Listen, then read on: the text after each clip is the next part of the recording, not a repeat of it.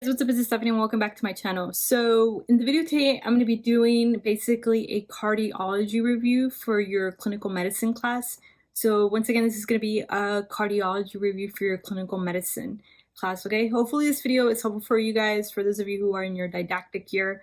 For example, for my program, we studied it in blocks. We started cardiology, for example, all the medications, clinical medicine, pathophysiology, and then we would move on to gastrointestinal, GI, etc. And then we spent a certain amount of weeks on each system. So hopefully this video is helpful for you guys. A little bit about me real quick. I am currently, I would say basically like a third-year PA student. I finished all my clinical rotations. I'm currently in my capstone right now.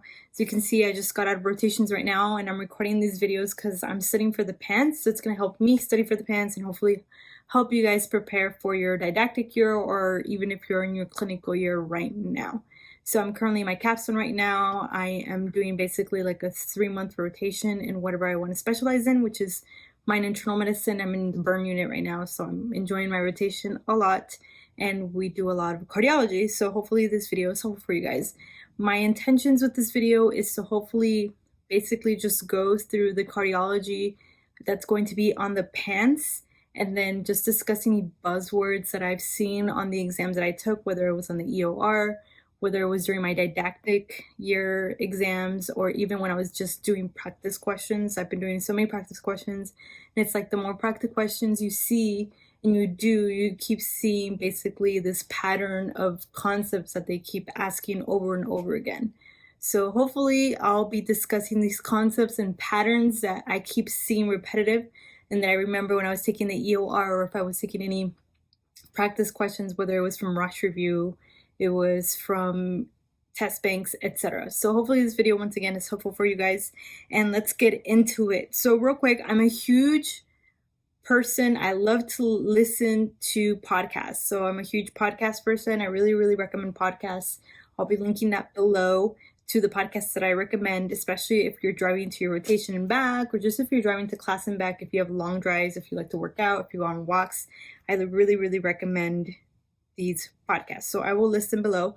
So for example, for me, I drive about 30 minutes back and forth. That's about an hour, right? And then if there's traffic, it's about 40 or 50 minutes. And so I'm able to listen to podcasts while I'm doing that. And then I'm also studying at the same time. So there's podcasts that are specific for the PANCE. There's these other podcasts that I really like. For example, since I'm doing internal medicine, there's these podcasts that focus over topics of internal medicine, family medicine, etc. So I really recommend those for just repetition, because what I've noticed is that repetition is the key, guys, for studying, whether you're doing it with flashcards every day or if you're doing even podcasts. And it just really depends also on what type of learner you are. I learned my first year of didactic year, more like my first semester, after I suffered and failed numerous exams, which if you haven't seen my previous videos, I've discussed that, how to learn the best way I learn. And I saw that I'm a person that needs repetition, and so I've been repeating things every day until I learned that during my didactic year. Until this day, I do flashcards every day. I try to do flashcards at least every day, and I've been doing that routine ever since then. And like I said, once again, I listen to podcasts, so that's just repetition. So hopefully this video is helpful for you guys if you guys are working out. Like I said, if you guys are cooking or anything, you guys can press this on play and just listen to me talk away. Another thing I want to discuss before I start the video is that for any of you that have any cool mnemonics or cool ways to remember these cardiovascular diseases, please comment below so you can help other students and even help me. Remember, we're trying to help each other to pass these PANCE exams. Also, if I make any mistakes, please let me know. I am currently recording this. It's 5 p.m. I've been awake since like 3:30 this morning. I usually wake up around like 4 a.m. It just depends, because I have to be at my site by around 5:20 to 5:30. That's when I start my shift for my internal medicine rotation. So if I make some mistakes, please let me know and please correct me below, okay? All right, so let's get into it. Oh, another thing, you're probably gonna see me look down a lot, and that's because I have my notes here, okay? So I am still, like I said, a student. I'm still learning these things, so I'm gonna be looking at my notes a lot, okay? So let's start with the cardiomyopathies. So basically the diseases of the heart muscle. So we have different types, right? So we have our dilated cardiomyopathy, we have our restrictive cardiomyopathy, And then we have hypertrophic cardiomyopathy, also known as HOCM, right? And then also we have Takotsubo cardiomyopathy, if I pronounce that correctly. So let's start into dilated cardiomyopathy. So with dilated cardiomyopathy, what happens is that the heart is basically very, very weak. It's large, it's weak, and it's not able to pump or it's not as strong as it used to. So when it pumps, it's like a floppy heart. Okay, so that's what dilated cardiomyopathy. And it's actually the most common type of cardiomyopathy. Make sure that you know that this is something that's very, very highly tested. I've had so many questions of this, not only myself, but my sister is also in nursing school that I sometimes tutor. She had a question on this also. So the most common type of cardiomyopathy is going to be your dilated cardiomyopathy.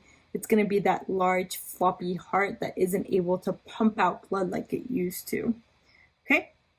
So like I said, it's diminished contractility of the myocytes. Basically, the muscle is really stretched out, and this usually progresses to heart failure. Okay? Majority of these that I've discussed, the cardiomyopathies, will progress to heart failure. But this one, the majority of the time, it progresses to cardiac failure. Okay? So basically, you have these thin walls, right? It's like I said, a floppy heart. Imagine if you're blowing out a balloon, right? You blow it out so much, and then once you blow it out and you take out all the air, right? You would say that the balloon itself is like very, very floppy, right? It's sometimes like really, really thin. And that's basically what happens with your heart. There's thin walls that make the contractions very, very weak. So that's why you're not able to supply enough blood to the rest of your body, because your heart is not contracting as much as it should to go boom, right? To flow, to push all that blood out to the body. It's super weak. So it's not pumping out as much as it used to. So what type of heart failure is this? This is going to be a systolic heart failure. Make sure that you know that, okay? Dilated cardiomyopathy is going to be a systolic heart failure, okay? And that makes sense, right? Because systolic is problem with ejection, right? You're having problem pumping out that blood. So that's why we said this is going to be a systolic heart failure. This is something that you also have to know. Very high yield. Once again, dilated cardiomyopathy, okay? Very, very commonly found in older individuals. It's going to be that large heart.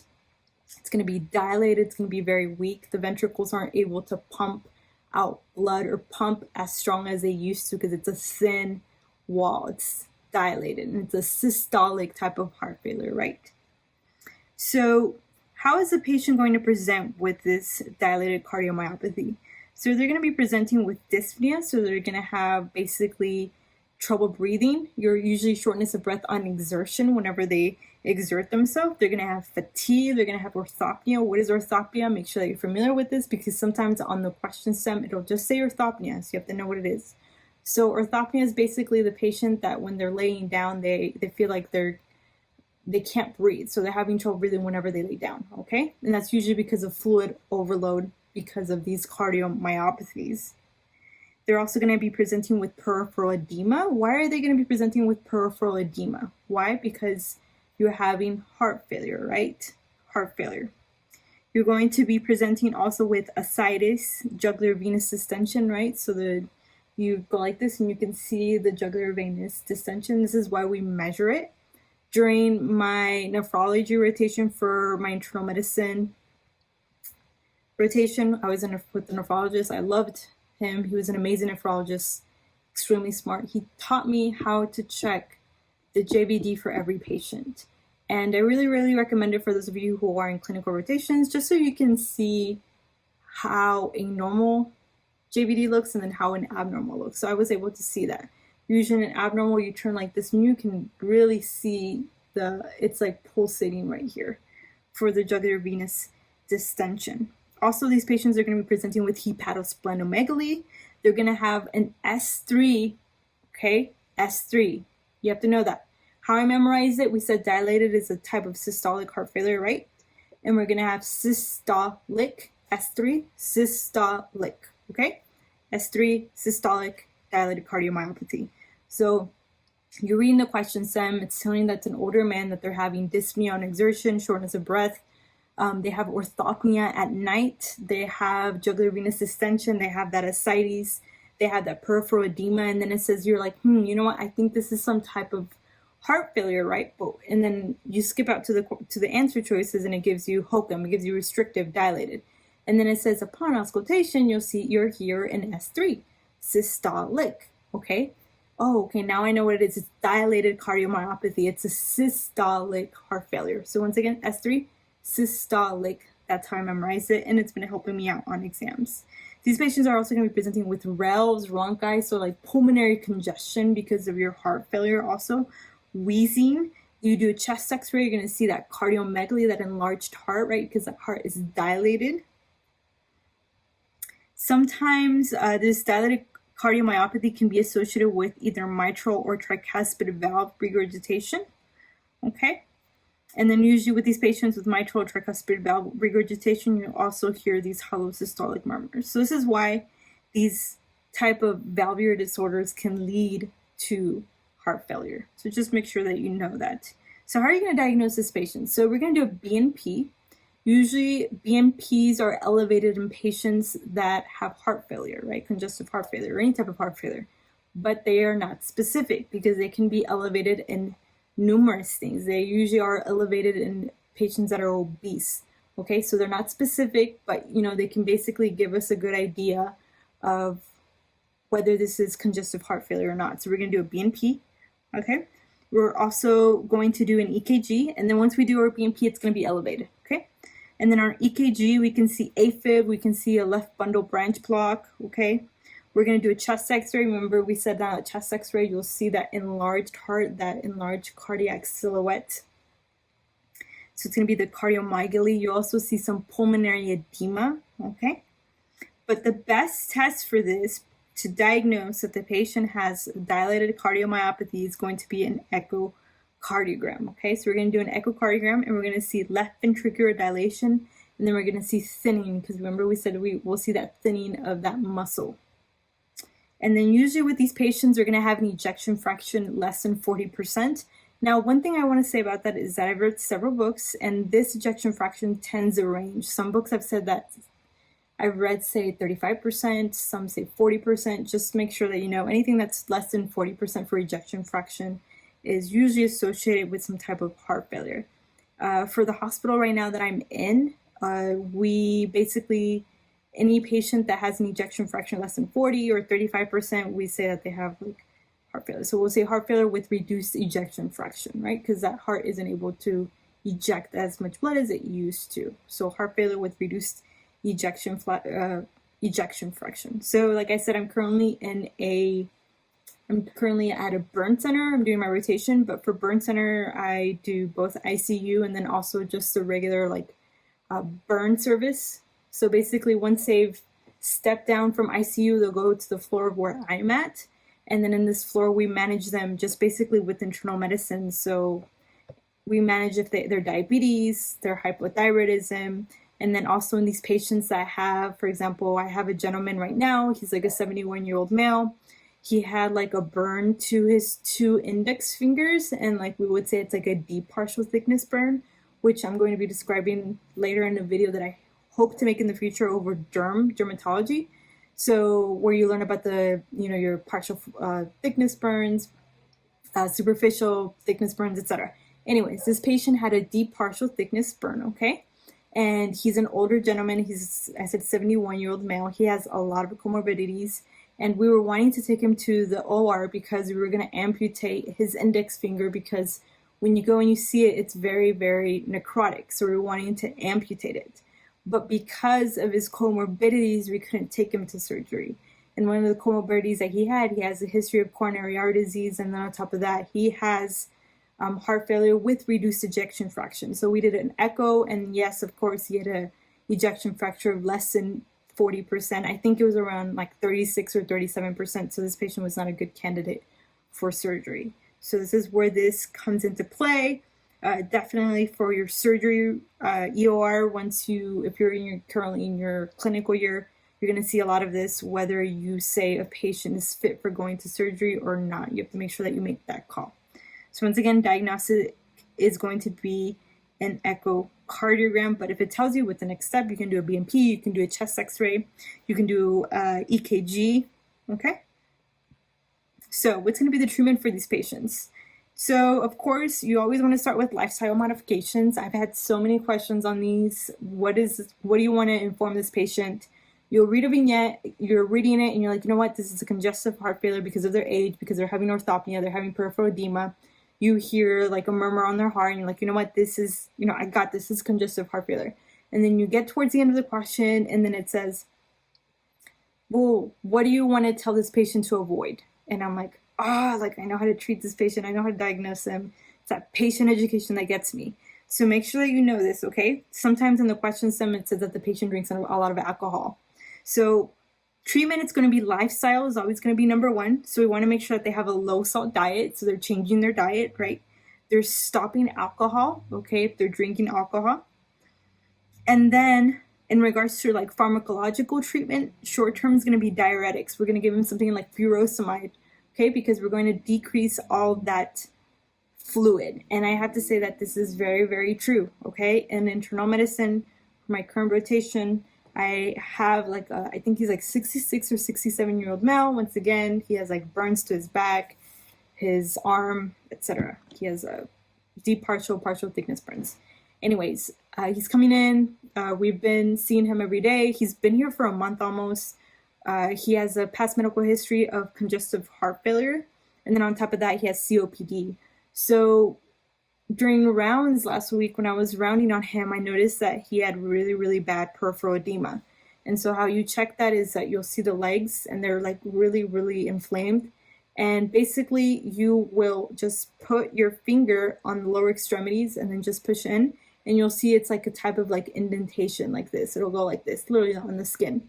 Okay, and that's basically peripheral edema. Obviously, other things that you want to rule out is like a DVT, right? So you'll do your Holman's test, you'll check to see if it's hot or anything like that. This patient didn't have any of those signs. So I thought it was peripheral edema. The patient has a history of congestive heart failure. And so what we did is that we gave him Lasix, okay? We gave him a Lasix. Some doctors will give another type of diuretic, but usually like Lasix or furosemide is a famous one.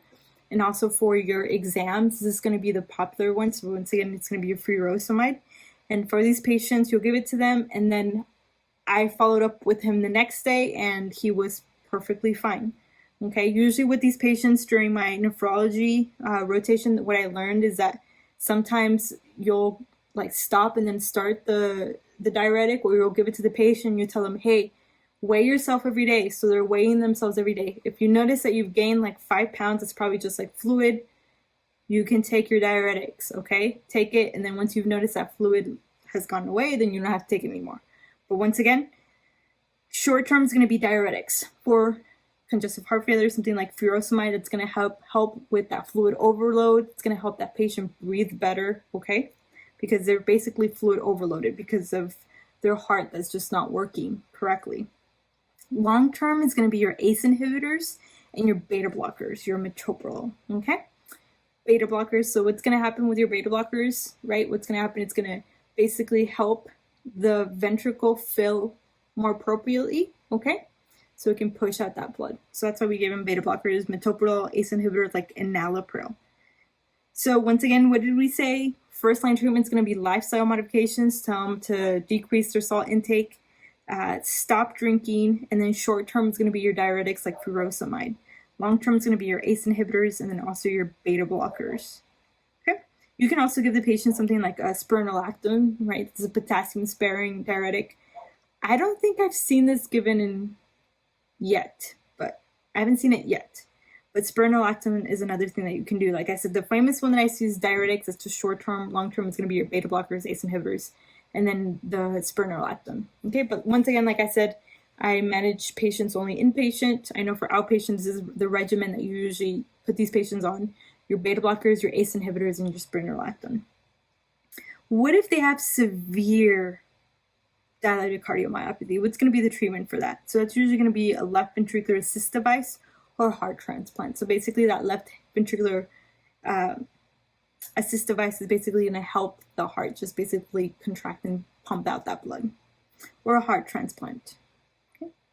So what are some of these complications of dilated cardiomyopathy? Of course, congestive heart failure, like we said, and then arrhythmias. So these patients are more prone to arrhythmias. So next one we have is Takotsubo cardiomyopathy. This is basically also known as a broken heart syndrome. What happens with these patients is that they have an increased sympathetic stimulation that results in ventricular dilation. It's very commonly found in women, okay? These patients will usually be presenting with like something that happened that stressed them out, whether it was something they saw, a family member that just passed away. So it's going to be due to a recent increase in stress or acute stress event. But these patients will not have any coronary artery disease present at the time, okay? So once again, Takotsubo, broken heart syndrome, increased sympathetic stimulation resulting in ventricular dilation. It's going to be commonly found in women. These patients are going to be saying that they had a recent increase in stress or acute stress, but they have absence of coronary artery disease. They're basically going to be presenting with something with symptoms that mimic a heart attack or a STEMI, right? An ST elevated myocardial infarction.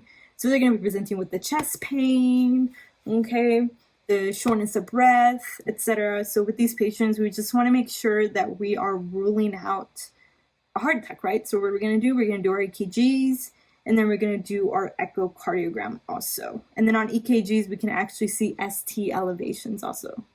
So treatment for this is usually supportive care. Next one's going to be restrictive cardiomyopathy, okay?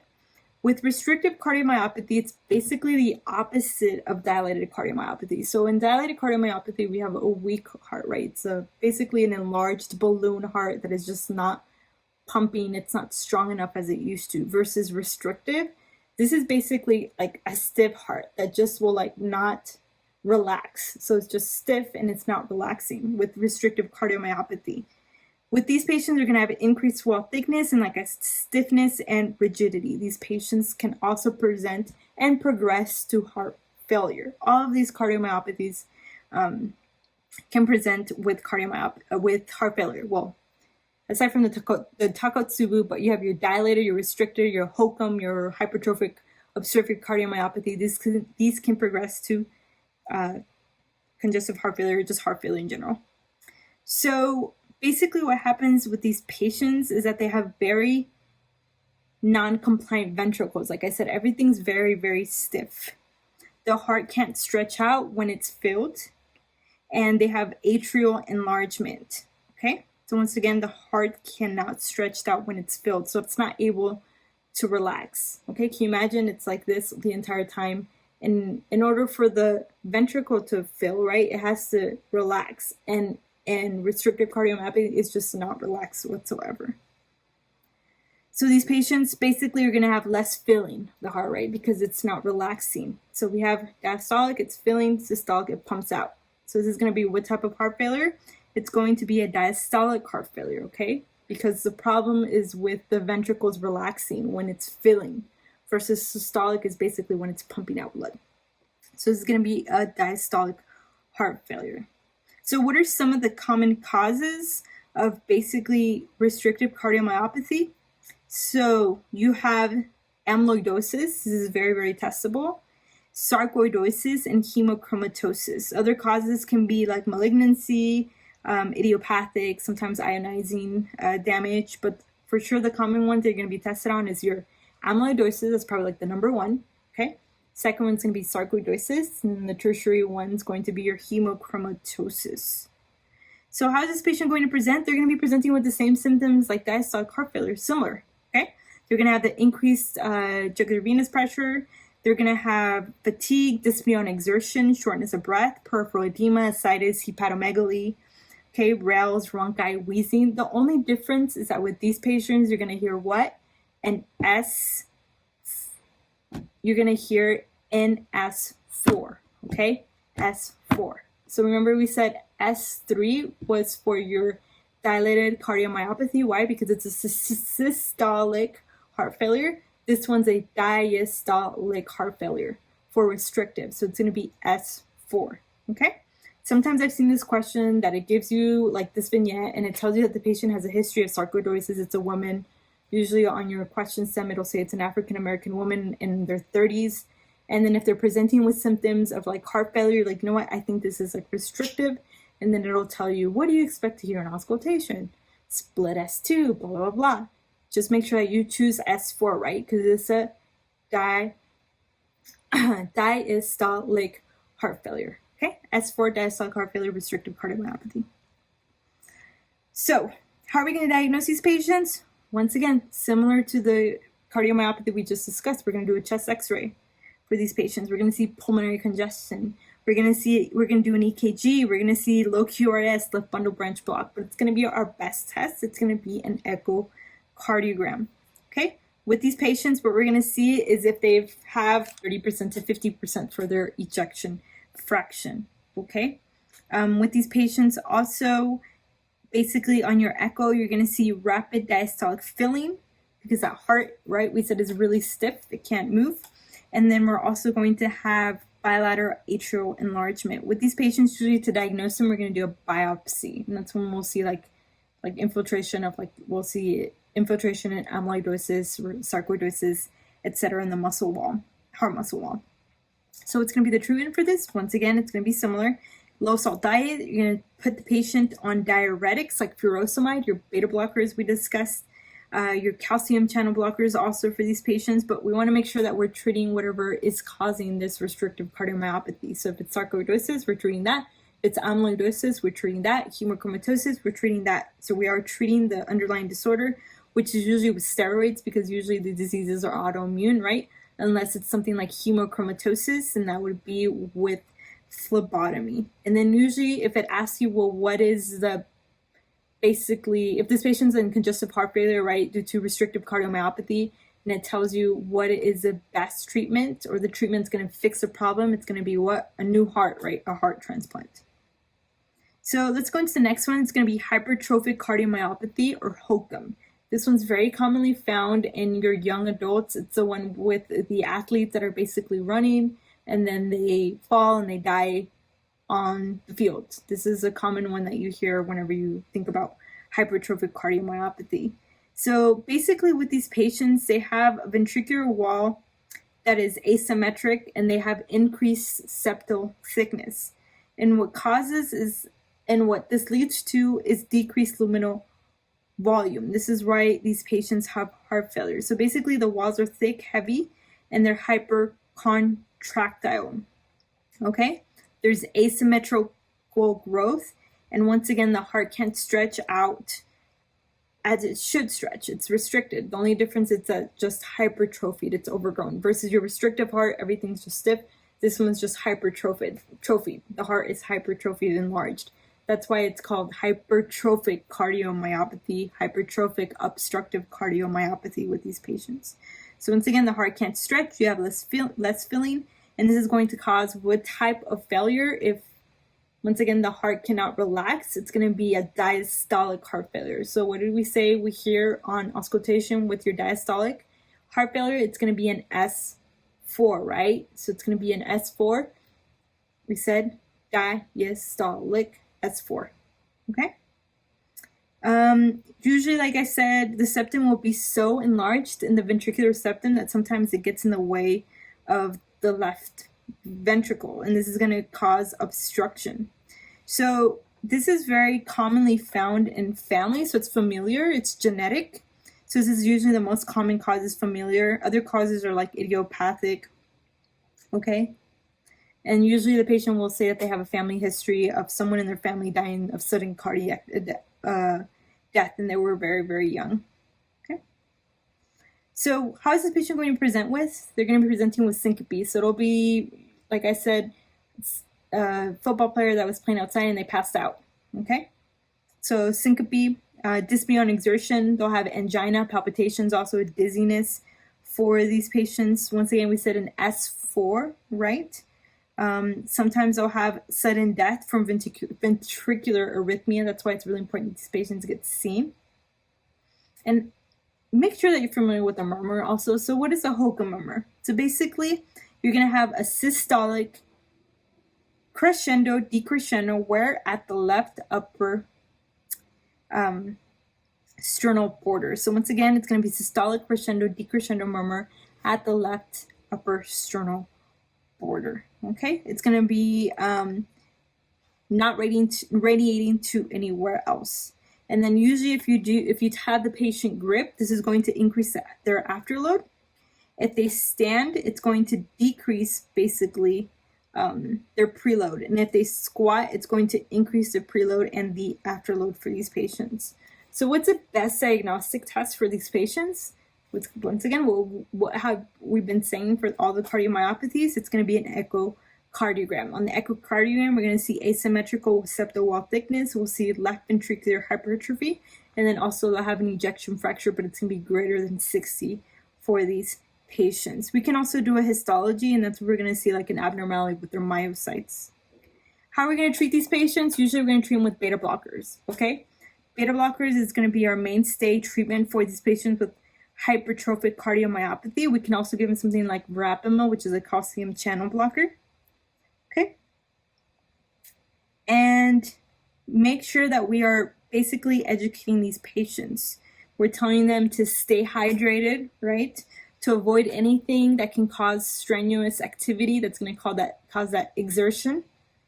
And then if the patient does need surgeries, then they can do a septal reduction where they're just basically, remember we said that septum is hypertrophied. They're going to go and decrease that septum, okay? And then they can also do a myocardectomy. And then, of course, what's going to be the definitive treatment is going to be a heart transplant. So those are the cardiomyopathies. So just make sure that we go through them real quick. Dilated cardiomyopathy, right? What type of heart failure is that? It's going to be systolic. So it's going to be an S3. It's going to be that floppy heart that basically cannot push blood out. And then we have a restrictive cardiomyopathy, which is basically that really, really rigid heart that just is not relaxing at all. Okay. With these patients, they're going to be presenting with basically similar symptoms to congestive heart failure, dyspnea on exertion, your orthopnea, right? Your peripheral edema. So what did we say these patients are going to be presenting with, or what type of failure is it? So restrictive is going to be a diastolic, right? So it's going to be S4, okay? HOCM, right? Hypertrophic obstructive cardiomyopathy usually is going to be found in your younger individuals on your question stems that you read. Okay, it's going to be someone that basically is coming in because they passed out. It'll be an athlete for these patients. Basically, they have an enlarged septum, your ventricular septum, that is basically causing obstruction and decreased outflow to be pumped out. So this is going to be what type of heart failure? We said this is going to be a diastolic. So S4 once again. What's going to be the best diagnostic tool for all these patients? An echocardiogram, okay? How do you treat dilated cardiomyopathy? Okay, and then restrictive, we said that we always start with lifestyle modifications. Tell them to stop drinking if they're drinking. Tell them to go on a low salt diet. You need to put them on your beta blockers, your ACE inhibitors, spironolactone also. Okay, and then we said for hypertrophic obstructive cardiomyopathy, we said that these patients are going to be placed on beta blockers. You can also give them calcium channel blockers like verapamil, right? Another thing that you need to know also for these patients is that they all lead to congestive heart failure, right? Congestive heart failure, how is it going to present? Basically, these patients are going to be presenting depending on if you have right or left heart failure. They're going to be presenting, if it's left heart failure, they're going to be presenting with your lung symptoms. So they'll have crackles, right? The patient's going to have shortness of breath also. Sometimes they might even be presenting with a cough. And then if it's right, it's going to be presenting with what? Your hepatosplenomegaly, so enlarged liver. They're going to be presenting with your peripheral edema, your jugular venous distension, etc. All right, guys, so now we're done with that. Let's go into congestive heart failure. So now we discussed basically the precursors to congestive heart failure. We said what's the most common type of cardiomyopathy? It's going to be your dilated. It's going to be that floppy heart. So congestive heart failure is basically a disorder of the pumping ability of the heart. Basically, the heart cannot supply enough blood to the entire body. Okay, this is what's going on with these patients. The most common one is going to be, what type did we say? So the most common one is going to be your systolic, okay? This is usually due to coronary artery disease, sometimes ischemia. I actually had a question on this the other day, so make sure that you know this. The most common cause of heart failure is going to be your ischemia and coronary artery disease, okay? But the most common cardiomyopathy is going to be your dilated cardiomyopathy. But the most common cause of heart failure is going to be coronary artery disease or ischemia. So what's the most common cause of diastolic heart failure? It's going to be chronic hypertension for these patients. So what are some risk factors for heart failure? If the patient has a history of hypertension, especially if they're uncontrolled, if they have a history of atherosclerosis, coronary artery disease, diabetes is a big one also. If they have a previous heart attack, if they have any of the cardiomyopathies that we discussed. Also, if they have chronic lung disease, viral infection, also alcohol abuse. So we had discussed systolic heart failure and diastolic. So we said that basically the most common type of heart failure is going to be your systolic heart failure, right? So with these patients, we said that's when they have that dilated, enlarged, floppy heart where they can't pump hard enough. So basically it's a floppy heart.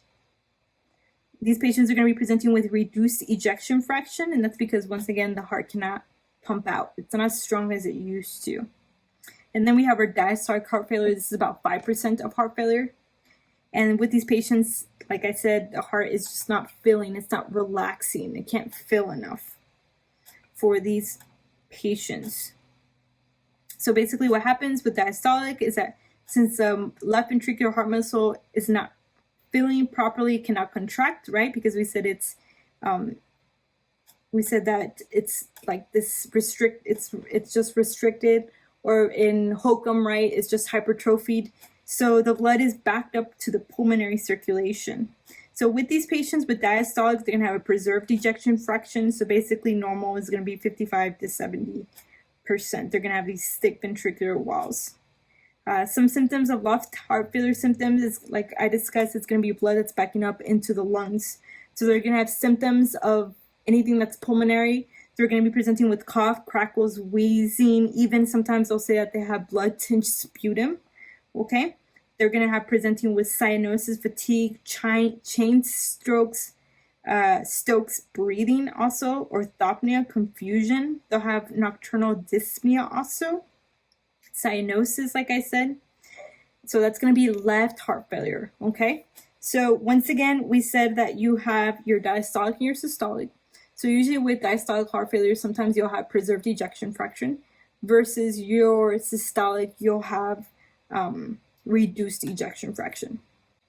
So what does that mean? So remember we said that with systolic heart failure, the most common one is going to be dilated cardiomyopathies, right? We said we have that floppy heart that isn't able to basically pump out blood. So that's why it's called a dilated cardiomyopathy. It's floppy systolic heart failure. That's why you're going to have reduced ejection fraction versus with your restrictive and then your HOCM, also known as your diastolic heart failure. With these, it's just they're able to pump out blood perfectly fine. It's just that the ventricle, it's not relaxing. It's not able to fill. So with these patients with diastolic heart failure, you're going to have preserved ejection fraction versus your systolic heart failure, it's going to be reduced ejection fraction. And that's how basically and I'm sorry, I keep saying basically, I have to stop saying that. If anything, you can take like $1 for every single time I say basically through this video, right?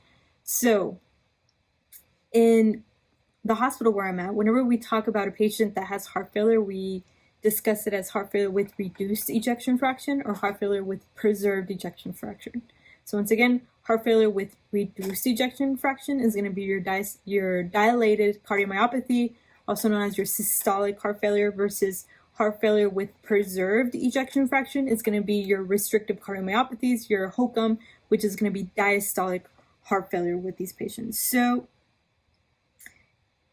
going into our right-sided heart failure symptoms, basically what happens with this is that the blood is getting backed up to the body. So we said left-sided, the blood is getting backed up into the lungs. Right-sided, the blood is getting backed up into the body. So you're going to have more systemic symptoms. You're going to have, like I said, that hepatosplenomegaly. You're going to have that peripheral edema. You're going to have that jugular venous distension for your right heart failure. Weight gain also. Remember I said that during my nephrology rotation, that's what my doctors would do, is that they would measure and tell the patient, since I did the rotation during COVID-19, We couldn't see these patients physically because most of these patients are immunocompromised if they have heart failure, if they're diabetics, or they have chronic renal failure. My doctor would tell them to weigh themselves and see how much weight they've gained or lost. And this is a symptom of congestive heart failure, is just these patients that are gaining weight, and it's just not because they're obese, it's all fluid overload for these patients. And that can be a symptom of right heart failure because it's systemic, right? The blood is backing up into the body. So how are we going to diagnose this? Initially, we're going to do a chest x-ray. We're going to see the famous curly B lines that you got taught in during your didactic year.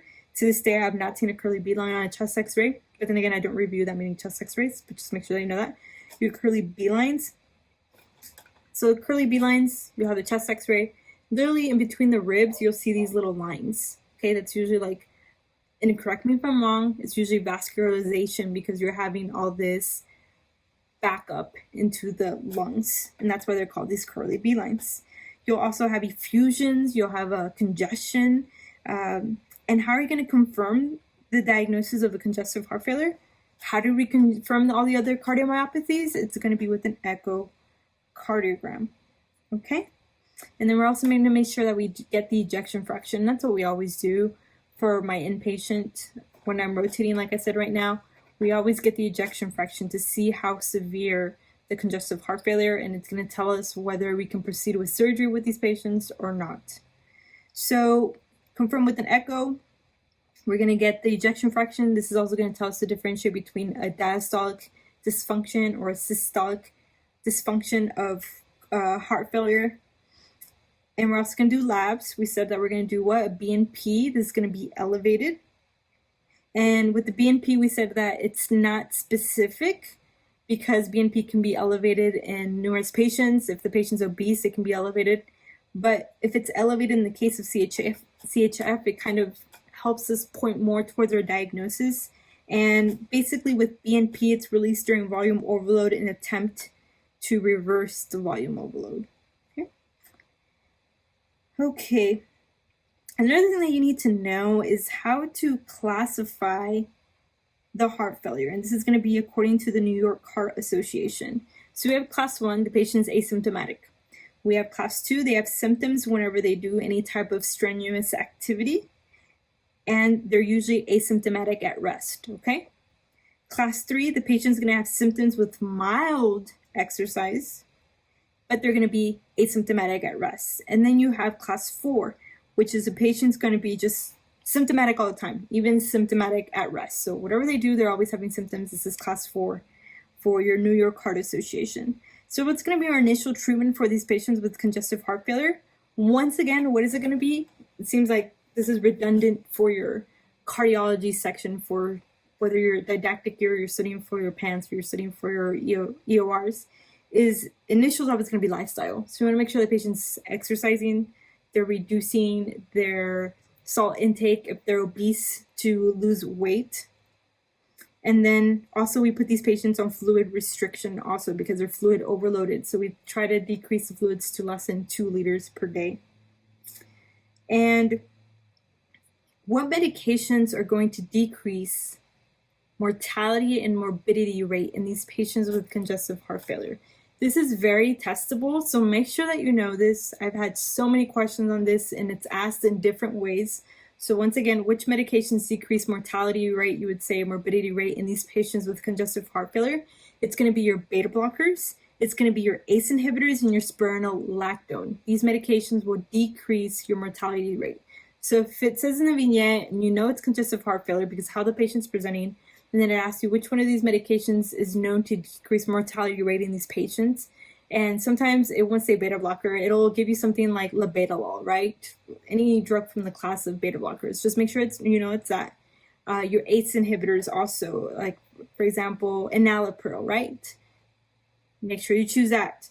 And then also spironolactone, which is your potassium-sparing diuretics. So usually our mainstay treatment for these patients is going to be your ACE inhibitors, which is going to be your vasodilator, and then also our diuretics like furosemide. We said that furosemide is going to decrease that fluid overload. But it does not decrease morbidity and mortality rates. Just make sure that you know that. Okay, what if the patient's in the late stage of congestive heart failure? What can we give them? We're going to give them diuretics like spironolactone. We're also going to give them digoxin. Digoxin's huge for like chronic CHF if they're like in the late stage, because digoxin, what it's going to do, it's going to increase the strength that the heart is contracting. Okay, so it's basically going to give that heart that extra push to help that patient deliver blood to the rest of their body. And this is very commonly used in patients that have systolic dysfunction, because we said that ventricle in that heart is like floppy and dilated. It's just like not pumping. With the digoxin, it's going to help, like, basically it's going to give it that extra punch to pump out that blood to the rest of the body. And then what is going to be the definitive treatment for these patients? It's going to be a heart transplant. We can also give these patients, put these patients on pacemakers, since most of these patients also have arrhythmias. But the heart transplant is going to be the definitive treatment for congestive heart failure. So that is congestive heart failure in a nutshell. Make sure that you know that the most common cause of congestive heart failure is coronary artery disease or ischemia. The most common type of cardiomyopathy that's going to lead to congestive heart failure, it's going to be your systolic dysfunction, right? We said S3, systolic dysfunction. We have left heart failure. I'm trying to mirror myself. We have left heart failure and we have right heart failure, okay? So if I'm looking at myself right now, this is going to be my right side. So right heart failure is usually associated with systemic symptoms, right? You have blood overload. You basically have blood backed up to the body, okay? So you're gonna have symptoms like hepatomegaly, hepatosplenomegaly, enlarged liver, cirrhosis. You'll have peripheral edema. Remember, I was discussing that earlier, that you touch the patient's extremities, you go like this, and then you see the edema. It goes like this, and literally, okay, these patients are going to be presenting with the jugular venous distension. This one's going to be very, very enlarged. I mean, you can see it a little bit, very, very enlarged. They don't have to do a Valsalva maneuver like I did right now. They basically just turn and you see it there, okay? Your left-sided heart failure is going to be more with pulmonary symptoms. They're going to have a pulmonary edema. They'll have cough. Sometimes they'll even have blood in their sputum. They're going to be presenting with crackles and rales. They're going to be presenting with orthopnea, okay, shortness of breath, dyspnea on exertion. Usually on the question stem, it'll say that this patient isn't even able to like walk a few steps because they get so short of breath. And then diagnosis is going to be an echocardiogram, we said. Also, which type of heart failure is associated with reduced ejection fraction? So heart failure with reduced ejection fraction is going to be what? Your systolic heart failure. Heart failure with preserved ejection fraction is going to be your diastolic heart failure. Ejection fraction that's less than 40% or 35%, that is really, really bad, okay? Make sure you know your New York Heart Associations, your stage 1, 2, 3, and 4. You diagnose these patients with an echocardiogram, right? These patients, if you want to get rid of the fluid overload, like acute, like right then and there, you're going to give them a loop diuretic like furosemide. That's the most common one. If you want to make sure that you treat these patients and prevent their morbidity and mortality rate, we said it's going to be our ACE inhibitors, beta blockers, and spironolactone, right? Those are the ones that are associated with decreased mortality rate with these patients, okay? And then our definitive treatment is going to be a heart transplant. This is very, very highly testable. This is why I keep repeating it over and over again. All right, guys, so conduction disorders. So I'll be honest, this is something I struggle with. So if I make any mistakes, please feel free to correct me in the comments below, okay? So let's start out with basics, right? Anything that's less than 60 is going to be bradycardia, okay? Anything greater than 100 is going to be tachycardia. 60 to 100 is a normal heart rate rhythm. Make sure that you memorize this for the exam. It's going to save you time, but also in clinic. Every morning during my rotation, the first thing I do is that I look up the patients and then I go through all their labs. So I look at their potassium, their sodium, their calcium, everything. And then I have to see if they have to replete the calcium. If they're hyponatremic, do I have to put them on fluid restriction? If they're hypernatremic, Are they hypokalemic? Are they hyperkalemic? Anyways, I have to go through all that, look at their CPCs, look at their hemoglobin. Is it less than 7? Do I have to transfuse? And then another thing is I also have to go through their vital signs. So I have to see if these patients are tachycardic. Are they bradycardic? How is their blood pressure? And then I read so many EKGs, okay? Especially on those patients that have comorbidities like the ones I've discussed previously. So sinus tachycardia, like we said, is a heart rate greater than 100. Sinus bradycardia is going to be a heart rate less than 60. Usually the treatment for sinus tachycardia is that we want to make sure that we treat the underlying condition. Sometimes these patients don't have any underlying conditions. For example, myself, I have tachycardia. My heart rate is always, I'm actually looking at it right now, it's actually at 99 right now, so that's good. It's usually greater than 100. Sometimes, thanks to my Apple Watch, it'll tell me sometimes that it's like at 150, 160. If I get really nervous or anxious, for example, when I took my OSCE exam, for those of you that took OSCE exam, I took my OSCE exam 2 weeks ago. I have really bad claustrophobia, and that was just a bad situation where I took my OSCE.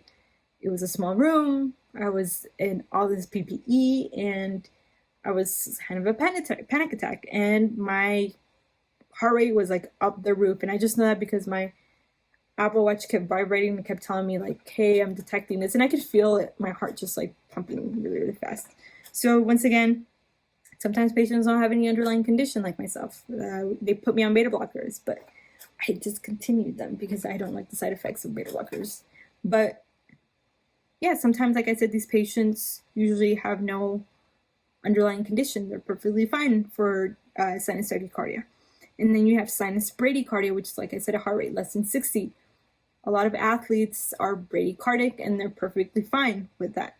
But if you have, of course, an older patient that has sinus bradycardia, then you want to give him something like atropine. That's usually the first-line treatment for atropine.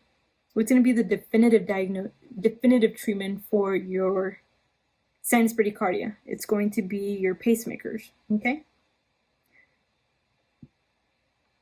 And then we have our sick sinus syndrome, also known as your brady-tachy. It literally goes into bradycardia and then tachycardia and brady. That's how it goes, back and forth, back and forth. So this is a sinus arrest that's combined with atrial tachy and bradyarrhythmias, like I said. Treatment for this is usually going to be a permanent pacemaker if the patient is asymptomatic. And then we have our AV blocks. So we have different types. We have our first, second, and third degree, okay? So an AV block is basically an interruption of normal impulses from the SA node to the AV node. So there's impairment in electrical transmission from the atria to the ventricle in these patients. And first degree, with these patients, they're going to have a prolonged PR interval that's going to be greater than 0.2 seconds. Okay? So they're going to have a fixed, prolonged PR interval. So you're looking at that PR interval and you're like, you know what, this is greater than 0.2 seconds, but it's fixed. It doesn't increase. It's just fixed every single time you see it on the EKG. And with these patients is that on the first degree, every P wave is going to be followed by QRS, okay? Usually the treatment for this is observation. Sometimes these patients are asymptomatic. You do an EKG on them and you don't even know they had it, okay? So just make sure you observe them. You really don't have to treat these patients. It's usually benign for first degree. So once again, it's going to be a prolonged PR interval greater than 0.26 seconds, but it's going to be fixed. Fixed. It's not getting larger. It's just fixed. So our second degree, we have two types. We have our type 1, which is going to be your Mobitz, and then we have Mobitz 2. Mobitz 1 is also known as Winkyback, okay, and then Mobitz 2. So with second degree, there's going to be an intermittent, not conducted impulses. They're going to have a dropped QRS. So with Mobitz 1, it's going to be a progressive PR interval. So the PR interval is going to be getting larger. You see it, you're like, you know what? It's larger than 0.2 seconds. You look at the next one. Wow, it's getting larger, and it's getting larger, and it's getting larger, and then it's going to be, it's going to drop. That's going to be your second degree type 1, Winkybacks, Mobitz 1, progressive PR interval lengthening, followed by a QRS drop, okay? Usually with these patients, you really don't need to treat them. If you do, you can give them something like atropine, epi, and if they are having symptoms like palpitations, you can give them pacemakers. But usually with your first degree, And your second degree type 1, usually these patients, like I said, are asymptomatic. Now, we get into second degree type 2. This one's a little bit more severe. Okay, with second degree type 2, Mobitz type 2, they're going to have a constant prolonged PR interval, and then the QRS is also going to be wide. With these patients, the treatment's going to be a permanent pacemaker. Usually these patients can go into third degree block. So that's why it's severe, and we have to make sure that we treat these patients. So usually permanent pacemaker for these patients for type 2. And then we have third degree AV blocks, which is an AV dissociation. So AV dissociation, P waves are not related to the QRS. It looks like throw up. They're just not communicating whatsoever. Okay? Treatment for this is going to be a permanent pacemaker. Like I said, your second degree type 2 can go into third degree. So that's why your second degree type 2, we have to make sure that we're treating these patients. Pacemaker is going to be your treatment, definitive treatment. And then, of course, your third degree block is really bad because these patients can just die. You're going to do a pacemaker for these patients. So then we have our wandering atrial pacemaker. With these patients, they're going to have a rate less than 100 beats per minute, and they're going to have more than 3 types of P waves. Okay? And then we have our multifocal atrial tachycardia. What you have to know about this one is that it's associated with severe COPD. And these patients are going to have a rate that's going to be greater than 100 beats per minute, and they're going to have more than 3 different types of P waves. So you're looking at the P waves, and they're all different. Okay? They're going to have more than 3 different types of P waves. And like I said, it's associated with severe COPD. Treatment for these patients is going to be with the calcium channel blocker like diltiazem or verapamil. You want to make sure that in these patients, you do not give them beta blockers. You're going to avoid it in multifocal atrial tachycardia. And then we have our Wolff-Parkinson-White syndrome, WPW. What happens with these patients is that they have an accessory pathway via bundle of Kent. Once again, WPW, they have an accessory pathway via the bundle of Kent. So what happens is that this connects to the ventricle. It bypasses the AV node. So it's like, bye AV node, I'm going to just go and skip you. Bye, Felicia. So it's going to do that. And in these patients, you're going to have that delta wave. Okay?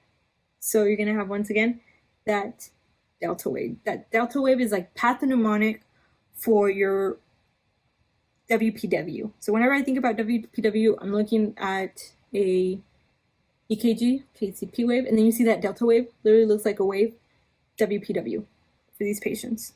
And with these patients, what's going to happen, they have an accessory pathway via the bundle of Kent. They're going to have a shortened PR and then a widened QRS. Make sure you know this. I've had so many questions and they try to trick you by switching them around. So once again, shortened PR and wide QRS. You're going to thank me. You're going to see that question. You're going to be like, I remember her telling me. So once again, shortened PR interval. They're going to have a wide QRS. Treatment for this is usually vagal maneuvers. You can do also procainamide for these patients.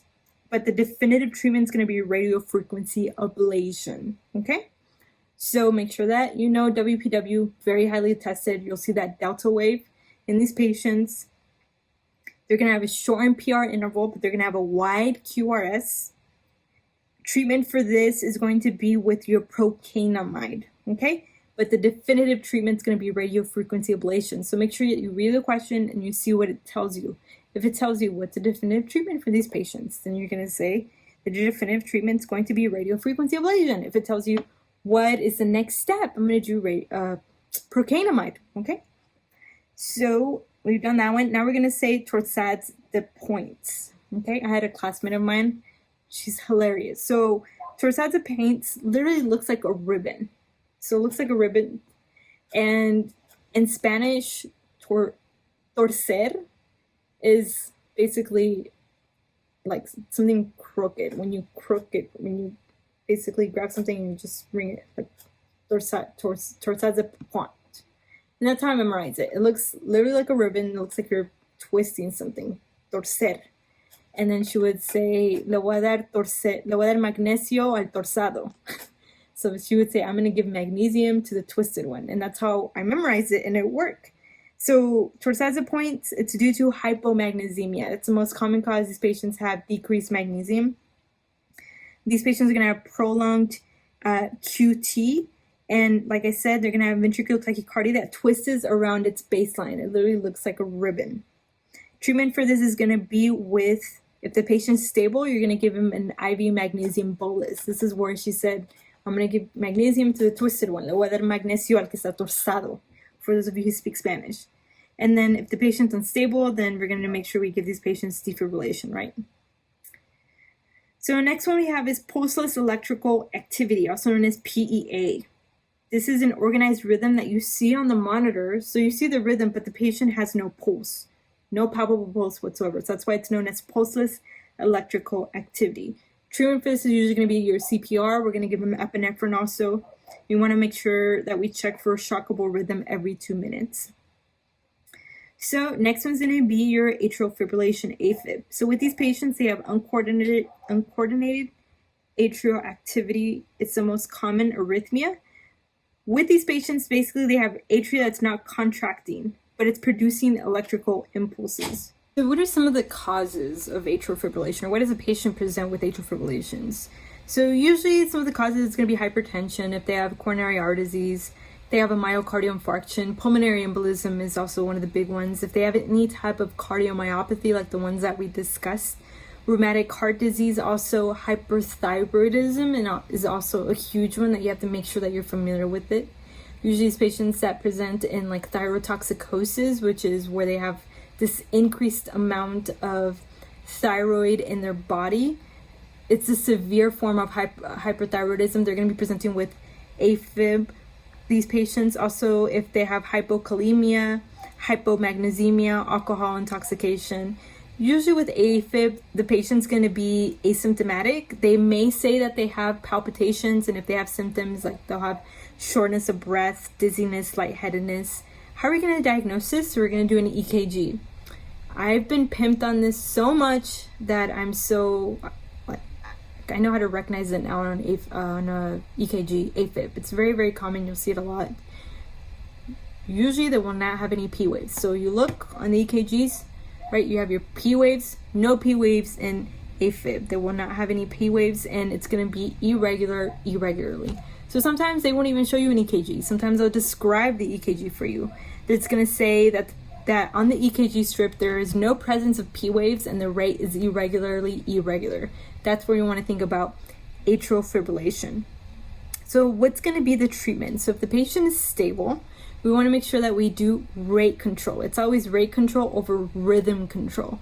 Rate control, we're going to give something like IV diltiazem or a beta blocker like metoprolol. If the patient is unstable, like say if they're coming in, they're unconscious, or they're going into like shock, then we're going to do synchronized cardioversion. This is where we do and make sure that we put the rhythm back into place. AFib, with AFib, we want to make sure that we're treating AFib in these patients because these patients are prone to getting emboli, okay? So they're prone to emboli, they're prone to getting heart attacks, they're prone to getting pulmonary embolisms, they're prone to getting strokes for these patients. And then also make sure that you're familiar with the CHADS-2 score. So if they have a CHADS-2 score of 0 to 1, we're going to give them aspirin with monitoring. So what is a CHADS-2 score real quick? That's basically going to tell you whether with these patients we need to treat them with outpatient treatment. So if they have a CHADS-2 score of 0 to 1, we're going to give them aspirin with monitoring. If they have 2+ of CHADS-2 score, you're going to treat them with warfarin, oral warfarin. What we need to know about warfarin is that you want to make sure that we're constantly checking the INR. We want to make sure that we have the INR range between 2 to 3, okay, for these patients for warfarin. So next topic is going to be atrial flutter. This one's also very, very commonly one that's tested. The rate for atrial flutter is going to be between 250 and 300 beats per minute. With these patients, what happens is that the AV node conducts every 2 to 3 atrial impulses. Some of the causes of atrial flutter is going to be similar to your AFib, so it's going to be your hypertension, your ischemic heart disease, also rheumatic heart disease, mitral valve disease, cardiomyopathy, COPD, alcohol abuse. Diagnosis on an EKG, you're going to see sawtooth patterns, and it really does look like a sawtooth. So if you were to turn the sawtooth like this, it looks like this. It looks like sawtooth patterns. These patients are not going to have any P waves, so no P waves once again. Narrow QRS complexes. That's how it's going to be usually described on the vignette if they don't give you an EKG. Okay? But the thing about this is that they're going to have a regular rate. Okay? Regular rate. But AFib, we said it was going to be irregularly irregular. With this one, it's going to be a regular rate. This is what's usually going to differentiate it from your AFib, and then also that sawtooth pattern that you'll see on your EKG. So they're going to have a regular rate. You're going to have an organized electrical activity. So treatment for these patients, if they're stable, we want to make sure that we control their rate once again with what? Beta blockers or calcium channel blockers. If they're unstable, then that's when we're going to do cardioversion. So what's going to be the definitive treatment for a flutter? It's going to be radiofrequency ablation. Next one's going to be our paroxysmal supraventricular tachycardia. This is going to be a dysrhythmia due to reentrant conduction pathway. This one's very commonly found in young, healthy patients, especially like your pediatrics. Usually if these patients have also a history of like mitral disease, if they have digitalis toxicity, if they're currently taking any drugs or toxins, if they have also hyperthyroidism, even if they just had caffeine, they're going to be presenting with your paroxysmal supraventricular tachycardia. The patient's going to be presenting with symptoms of like palpitations, they'll have dizziness, dyspnea. They'll say that they feel like lightheaded. They'll have angina, so that chest pain, fatigue, nausea and vomiting, diaphoresis, anxiety. They'll have tachycardia also, usually between 120 to 200 beats per minute. Diagnosis for this is going to be an EKG. Once again, on the EKG, you're not going to see any P waves, so no visible P waves. We said the atrial rate's going to be between what? 120 to 200. And these patients are going to have a regular rhythm, okay? But they're going to have a narrow QRS. Treatment for this is going to be, if the patient is stable, we're going to do vagal maneuvers. So something like putting their face in like a tub of like cold water. Valsalva maneuver also, like telling them to like blow through a straw, for example. And then you do that first. Once you've done that, then you can go on to pharmacological treatment like adenosine or calcium channel blockers. Make sure that you know this, guys, okay? So paroxysmal supraventricular tachycardia, if it tells you what's the next thing you want to do, and this patient's stable, like they're not passed out or they're not hypotensive on exam, they're perfectly fine, and you see this paroxysmal supraventricular tachycardia and they're stable, the first thing you want to do is a Valsalva maneuver, okay? Usually it'll say put their face in hot water or tell them to do any type of Valsalva maneuver if they're stable, okay? If they've done that and it's not helping, then you can do something like adenosine, right? You're going to go on to your pharmacological treatment. So what if the patient presents with this and they're unstable? Say that they're unconscious or hypotensive, like I said. This is when you're going to do cardioversion. And then what's going to be the long-term treatment for these patients? Radiofrequency catheter ablation.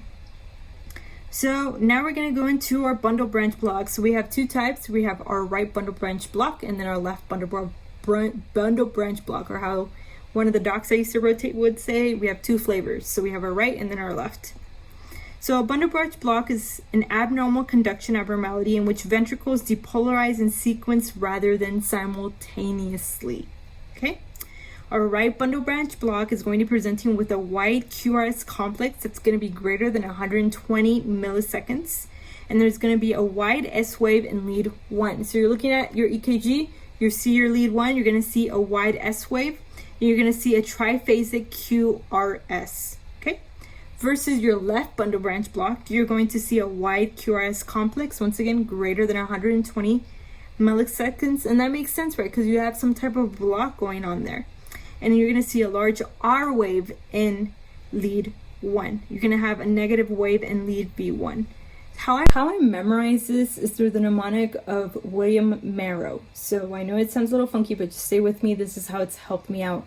So whenever you look at your EKG, you have your leads, right? Leads, you have 2, 3 AVF, leads V1 through V6. So William Marrow, how I memorize it is that on your V1, you're going to see a W if it's a left bundle branch block.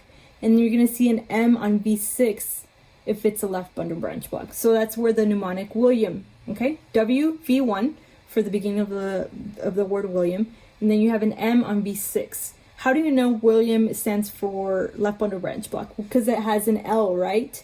L, William, okay? William, Marrow, that's how I memorized it.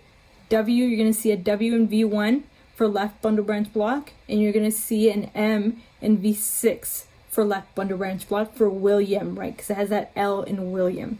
Versus your Marrow, now if we think about this, M is the first letter of Marrow, so we're going to see an M on V1, looks literally like an M, okay? And then we're going to see a W on V6, so it's going to be the opposite, okay? Marrow has an R, so it's going to be a right bundle branch block. That's how I memorize it. William, Marrow. Marrow for right bundle branch block, William for left bundle branch block. And that's how I was able to keep these in my mind, or you can keep them in your mind how I discussed earlier, okay? So those are going to be your bundle branch blocks. So next one we're going to go into is ventricular tachycardia, also known as VTAC. With these patients, they have an AV dissociation with independent pacing and of the atria and the ventricle. They're going to have more than 3 PVCs at a rate more than 100, okay? We're going to diagnose this patient once again with an EKG. On the EKG, we're going to see capture beats and fusion beats. This is usually pathognomonic for your VTAC. I see this on questions so much. So once again, capture beats and fusion beats.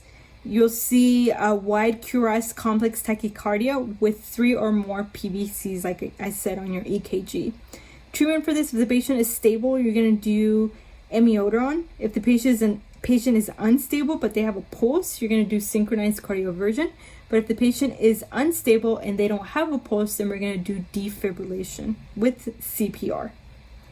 Okay, next one's an AV ventricular fibrillation. This one's very, very deadly, ventricular fibrillation. This one, it looks like throw up when you look at an EKG. It is literally like this. It just looks like throw up. So you can see the heart is just not working. So with these patients, there is immediate cessation of cardiac output. These patients will have no pulse. This is life-threatening, like I said. On your EKG, you're going to see erratic. It looks like throw up, like I said. It looks all over the place. You can't see a rhythm. There's no P waves, nothing. No discernible P waves, QRS complex, or T waves. There's nothing. Treatment for this is usually defibrillation and CPR because most of these patients will present unconscious. Then we have premature beats. This is where the SA node to the AV node to the bundle of His, 2 right and left bundle branches, 2 Purkinje fibers. Usually with these patients, they can be symptomatic, but most of them are asymptomatic, and they can present if they have symptoms with lightheadedness. Okay. They have these, you have your premature atrial contractions where the atrium contracts earlier than expected in the cardiac cycle. You have early P waves that are and then you have a non-compensatory pause in your premature atrial contractions. Treatment for this is usually a beta blocker or calcium channel blocker. So you're looking at EKG, it's finer. I'm like, oh, that's fine. And then you see like a premature atrial contraction, like, boop. And then you're like, oh, and then it goes back to normal. And then you have premature ventricular contractions. So it's the same. And then beep, it looks like a V, and then it's fine. So beep, beep, beep, beep, beep, 1, and it's just like this. You'll see a wide, bizarre QRS happening earlier than usual, absent P wave, compensatory pause. Treatment for this is usually reassurance. Sometimes, like I said, they can have just 1, boop, and then sometimes they can have 2 or 3. And usually with your PVCs, it's when the ventricles contract early due to an ectopic foci in the ventricle. There's going to be wide QRSs with no P waves. So we are done with our conduction disorders. Make sure that you're familiar with your AFib, your A flutter. We said our A flutter looks like a sawtooth, right? Our AFib, it's going to be irregularly irregular. With these patients, they're going to have no P waves. We said VFib is like extreme. Usually with these patients, you go straight into defibrillation, CPR. Looks like throw up. You can't see any P waves, no QRS waves, no T, nothing. It's all over the place for VFib. Okay, guys, so those are conduction disorders. Let's go into our congenital heart disease. Okay, so our congenital heart disease, let's start with atrial septal defect. This is an opening between the atriums when the septum doesn't close after birth. These patients will have a left to right shunt. Okay, make sure that you know that. Left to right shunt. Some of the common causes of atrial septal defect is going to be Down syndrome. That's a very, very highly tested one, so make sure that you're familiar with that. So atrial septal defect, Down syndrome. Also, if the mother smoked while they were pregnant, it's more commonly found in females than males. And then also, it's usually sometimes more diagnosed in adults than children. So there's two types, and the most common one's going to be your ostium secundum. Okay, so you have your ostium primum and your ostium secundum. It's just basically where the defect is, where the atrial septal defect is. So you have your primum and your secundum. Your secundum is the most common defect for atrial septal defect. So how is this patient going to present? They're going to be acyanotic, right? Because this is going to be a left to right shunt.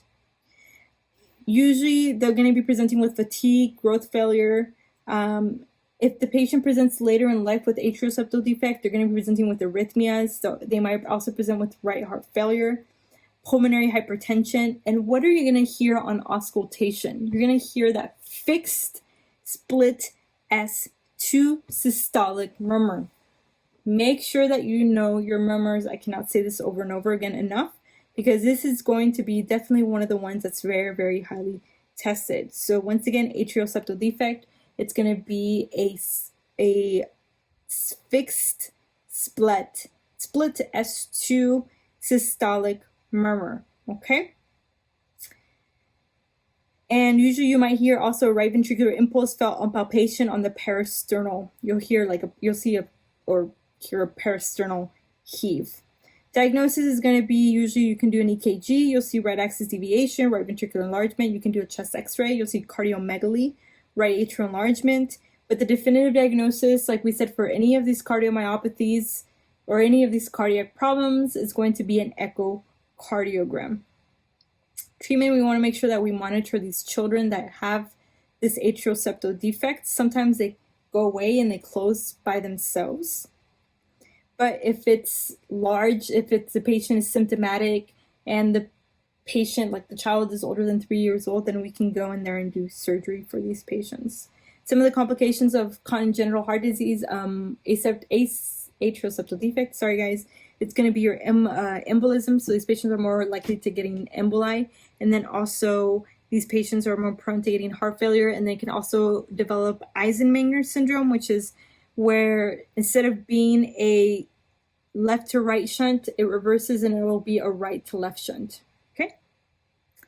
So next one's going to be ventral septal defect. This is the most common type of heart defect in babies, ventral septal defect. It's an opening between ventricles that does not close after birth, and this is going to be a left to right shunt. Make sure that you know that. This is also most commonly found in patients that have Down syndrome. And then how is this patient going to present? So if they have a small ventral septal defect, they're usually going to be asymptomatic. They can be acyanotic sometimes. They'll have shortness of breath, fatigue, difficulty during feeding. They'll have a pan-hollow systolic murmur at the left lower border. Make sure that you know this murmur once again. So it's going to be a pan-hollow systolic murmur at the left lower border. If they have a large ventricular septal defect, then they're going to be presenting with pulmonary hypertension. They'll have higher pressure. And then this is going to usually present with a right to left shunting. So it'll, instead of being a left to right, it'll go and move on to a right to left shunting, which is also known as what? Eisenmenger syndrome, right? And once it's progressed to your right to left shunting, the patient's going to be cyanotic. So just think about that. If you have a child, they have ventral septal defect, and then all of a sudden they become cyanotic, you want to think about that shunt reversing and going to the right to left, and then thinking about Eisenmenger syndrome. So definitive diagnosis, once again, it's going to be what? It's going to be an echocardiogram. You can do an EKG also. And treatment, these also close by themselves, so they close spontaneously, but if they have a large ventral septal defect and the patient's cyanotic and they're symptomatic, then we can go and do surgical closure, or we can give something like diuretics with or without digoxin, or digoxin by itself. So that is ventricular septal defect. Next one's going to be correctation of the aorta. This is going to be a narrowing of the aorta lumen. It's most commonly found in males, and it's also very commonly found in Turner syndrome. Make sure that you know that. I've had so many questions on this. So once again, coarctation of the aorta, commonly found in patients with Turner syndrome. Sometimes it'll give you a vignette and you know the patient has Turner syndrome, and then it asks you, which one of these congenital heart diseases is this patient more prone to have? And then you would think coarctation of the aorta, so Turner syndrome. So you have different types. Usually an infant, 70% of the type of coarctation of the aorta is going to be in the preductal area, versus adults, it's going to be the postductal, which is going to be distal to the ductus arteriosum. So how is this patient going to present? This is pathognomonic for coarctation of the aorta. Basically, they're going to have a blood pressure that's different. It's blood pressure differences in the upper extremity and then in the lower extremities. So you'll take the blood pressures and it's not equal. They'll have stronger pulses in the upper extremities, like your carotids, your brachial, your radial, but they're going to have weak pulses in the lower extremities, like their femoral, popliteal, and dorsal pedis. This is usually pathognomonic for coarctation of the aorta. These patients with coarctation of the aorta, if they're babies, they can present with poor feeding, respiratory distress. They'll have lower extremity claudication or edema. This is usually found in older patients that have coarctation of the aorta. Headache, cyanosis also, if they have cyanosis of the lower extremity or a cyanosis of the upper extremity. They'll have, once again, it's going to be the blood pressure differences between the upper extremities and the lower extremities. Diagnosis for this is we're going to do the blood pressures, and that's where we're going to see, I know I've said it multiple times because it's important, we're going to see the blood pressure differences in the upper extremities and the lower extremities. It's going to be stronger in the upper extremities versus lower extremities. And then we're going to do an EKG and a chest x-ray. On a chest x-ray, you're going to see your rib notching. That's pathognomonic for coarctation of the aorta. You have a patient presenting with the picture of coarctation of the aorta, and it says chest x-ray, says rib notching. And then you're like, whoop, I know what that is. That's coarctation of the aorta. Okay. And then your definitive diagnosis, once again, is going to be an echocardiogram. I know I keep saying this over and over again, but it's for a reason. So how are we going to treat these patients? So if the patient's a neonate, we want to give him IV prostaglandin E1. So prostaglandin E1, what it does is that it keeps that ductus arteriosus open so that the body can be perfused. So that's why we're going to give them IV prostaglandin E1. But usually surgical treatment is going to be definitive treatment for these patients. So once again, coarctation of the aorta. The patient's going to be presenting with blood pressure differences in the upper extremities and the lower extremities. Sometimes it'll be an adult, and that's something that will give you a hint. Also, the patient's going to be presenting with rib notching, more commonly found in patients with Turner syndrome. Treatment's going to be with IV prostaglandin E1. We said VSD, ventricular septal defect, is the most common type of congenital heart disease in children, commonly associated with Down syndrome. So next one's going to be tetralogy of Fallot. So tetralogy of Fallot, tetralogy for Fallot. So they're going to have 4 abnormalities. The mnemonic I have for this is going to be PROVE, P-R-O-V-E. P is going to be pulmonary stenosis. O is going to be, they're going to have an overriding aorta. Okay? Pulmonary stenosis. R is going to be for your right ventricular hypertrophy. O is going to be for your overriding aorta. And then we said that the V is going to be for ventral septal defect. So that's my mnemonic, PROVE, P-R-O-V-E. The E is just there. So PROVE pulmonary stenosis. R is going to be right ventricular hypertrophy. O, we said overriding aorta. And then V is going to be ventricular septal defect. So they have to have these 4 to be having tetralogy of Fallot. They're going to have right to left shunting. So real quick, guys, how I memorize the shunting, because I know it's a little confusing. Anything that starts with T, for me, is going to be right to left shunting. So your tetralogy of Fallot is going to be right to left shunting since it starts with T. Everything else that does start with T is going to be your left to right shunting. Anything that's right to left shunting is going to be cyanotic, okay? Unless we have something like VSC where it's left to right, but if they have a large defect, and it's been going on for a long time, then it can convert to right to left, which is also known as Eisenmenger syndrome.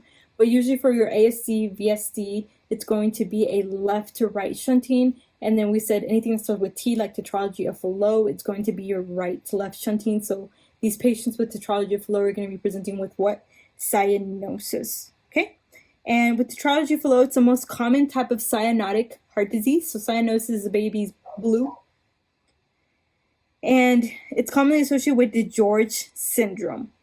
These patients are going to be presenting cyanotic. They're going to have failure to thrive, so they're going to have failure to develop. They're going to be presenting with TET spells, okay, which are going to be worse with crying or feeding, okay? So TET spells, sign of, like, they're going to be hypoxic. It's going to be worse with crying or feeding, which makes sense because they're exerting themselves, right? They're going to become blue. These are these blue babies. Diagnosis, we're going to do a chest x-ray, and then we're going to see that boot-shaped heart. This is pathognomonic for your tetralogy of Fallot. Gold standard is going to be an echocardiogram, and that's where we're going to see the prove, right, your pulmonary stenosis. R, we said right ventricular hypertrophy. O was overriding aorta, okay? And then V was going to be your ventral septal defect. And then on EKG, if we do one, we'll see right axis deviation. Treatment for this is usually make sure that we tell the patient to squat if they're having one of these episodes. If they're squatting during that TET spell, what happens is that there's increased preload, and this is going to alleviate the right to left shunting.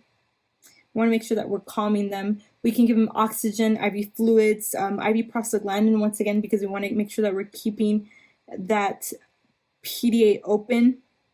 But the definitive treatment is going to be surgery. We want to make sure that we close that VSD, okay, that ventral septal defect. So once again, treatment for this, if it tells you on the questions, then what's the next line treatment, and the patient's having a TET spell, like they're cyanotic, you're going to tell them to squat during the TET spell. Okay, if it says for like what is the next pharmacological treatment, then we're going to give them IV prostaglandin, and the definitive is going to be surgery. So last one for this one is going to be your patent ductus arteriosum, also known as PDA. This usually connects pulmonary artery and aorta. There's a connection between the pulmonary artery and the aorta during development. So usually these tend to close, but sometimes they remain open after birth. So they will close after birth, but sometimes they remain still open. And prostaglandins are what help keep it open. Okay? This is going to be a left to right shunt, and this is very commonly found in babies that are preemies, okay? Preterm babies. So another thing that is associated with PDA, patent ductus arteriosus, that's very testable is going to be your rubella syndrome. So rubella syndrome is very commonly associated with your patent ductus arteriosum, more commonly found in males and females also. How's the patient going to present? Basically, they're going to be acyanotic, because we said anything that starts with T is a cyanotic one, right? They're usually asymptomatic, and they're going to be presenting with a continuous machine-like murmur that radiates to the back. But usually it's your continuous machine-like murmur that makes me think about PDA. Also, sometimes you're going to question them, like the mom has rubella. What is the baby more prone to getting? Patent ductus arteriosus. PDA, rubella, PDA, machine-like murmur. They're also going to have widened pulse pressures. And if you find PDA later in life, the patient's older, it's commonly associated with pulmonary hypertension. And then once again, these patients can develop Eisenmenger syndrome, which is increased pressure, which is going to cause a right to left shunt, which causes the patient to become what? Cyanotic. Diagnosis is going to be an EKG. On the chest x-ray, we're going to see full pulmonary artery silhouette. And treatment for this is going to be indomethacin, right? This is a prostaglandin. It's going to inhibit prostaglandin because prostaglandin is keeping this open. So we want to make sure that we close it. So we're going to give something that inhibits prostaglandin, like indomethacin. And this is why we're going to give this to the patients, or surgical treatment also. But it's usually with your prostaglandin. All right, guys, so it's going to hypertension. This is very, very highly tested. It's very highly tested for my family medicine rotation, from internal medicine rotation, and just very highly tested because you need to know it. A lot of people suffer from hypertension. I was reading a book the other day, MK-SAP, that my doctor told me to read, and people that are usually like older than 70 are almost like 90% more likely to get hypertension. So it's very, very common. So hypertension is basically a high blood pressure greater than 130/80. I know the guidelines just changed. It used to be 140/90, but it's 130/80 now. Blood pressure is basically a product of cardiac output and peripheral vascular resistance, and it's usually due to several things like plaque buildup, narrow lumen. So there's different types. You have your primary and your secondary. Primary is also known as your essential hypertension. With these patients, there's no cause of the hypertension, so it's idiopathic. And it's also known as a silent killer because these patients will have hypertension, they don't know they have it, and then there's so many complications of untreated hypertension. Usually with your primary hypertension, they'll say that they have a family history, so like their mother or father has hypertension. And then also it's usually due to their lifestyle. If they eat a lot of, they have an increased salt intake, fatty foods, they just don't have a good lifestyle. So make sure that you know that primary is actually the most common type of hypertension. About 95% of the hypertension is primary, and then you have your secondary, which is about 5%. Usually with secondary, it's due to another cause that's causing this hypertension. So that's why it's called secondary. So the patient can have a history of chronic kidney disease, which can cause your secondary hypertension. They can have renal artery stenosis. Renal artery stenosis is very commonly found in younger women. So if you think about a young patient that has hypertension, usually younger patients don't have hypertension. And if they do, then you want to think about maybe a secondary cause of hypertension. So if it's a young patient, like their 20s, early 30s, they have hypertension, you want to think about maybe renal artery stenosis, okay? So we want to make sure that we listen to that belly, we listen to the renal arteries, and listen for any bruits that we might hear. So renal artery stenosis, Cushing's disease also, CONS, right, or hyperaldosteronism, pheochromocytoma, which is like extremely rare. I was talking to my nephrologist. I know I keep bringing him up, but he's an amazing physician. I loved rotating with him, very knowledgeable. I actually asked him in the PA, I asked him, I know you've been working for probably like 4 years plus, how many cases of pheochromocytoma have you seen in your life? And he said he's only seen 2 cases of pheochromocytoma. It's very, very rare. But when you see one, like, you just remember it. He said he had a patient, she was young, she was like in her mid-30s, and she just looked wasted. She was really, really thin, very, very fragile. If you think about it, with pheochromocytomas, you have an increased amount of catecholamines, right? So you have increased your norepinephrine, everything's going really, really fast. So that's why your body's wasted. So we want to think about pheochromocytoma for secondary causes of hypertension. Hyperaldosteronism, obstructive sleep apnea is a big one for like older patients that are obese, especially men.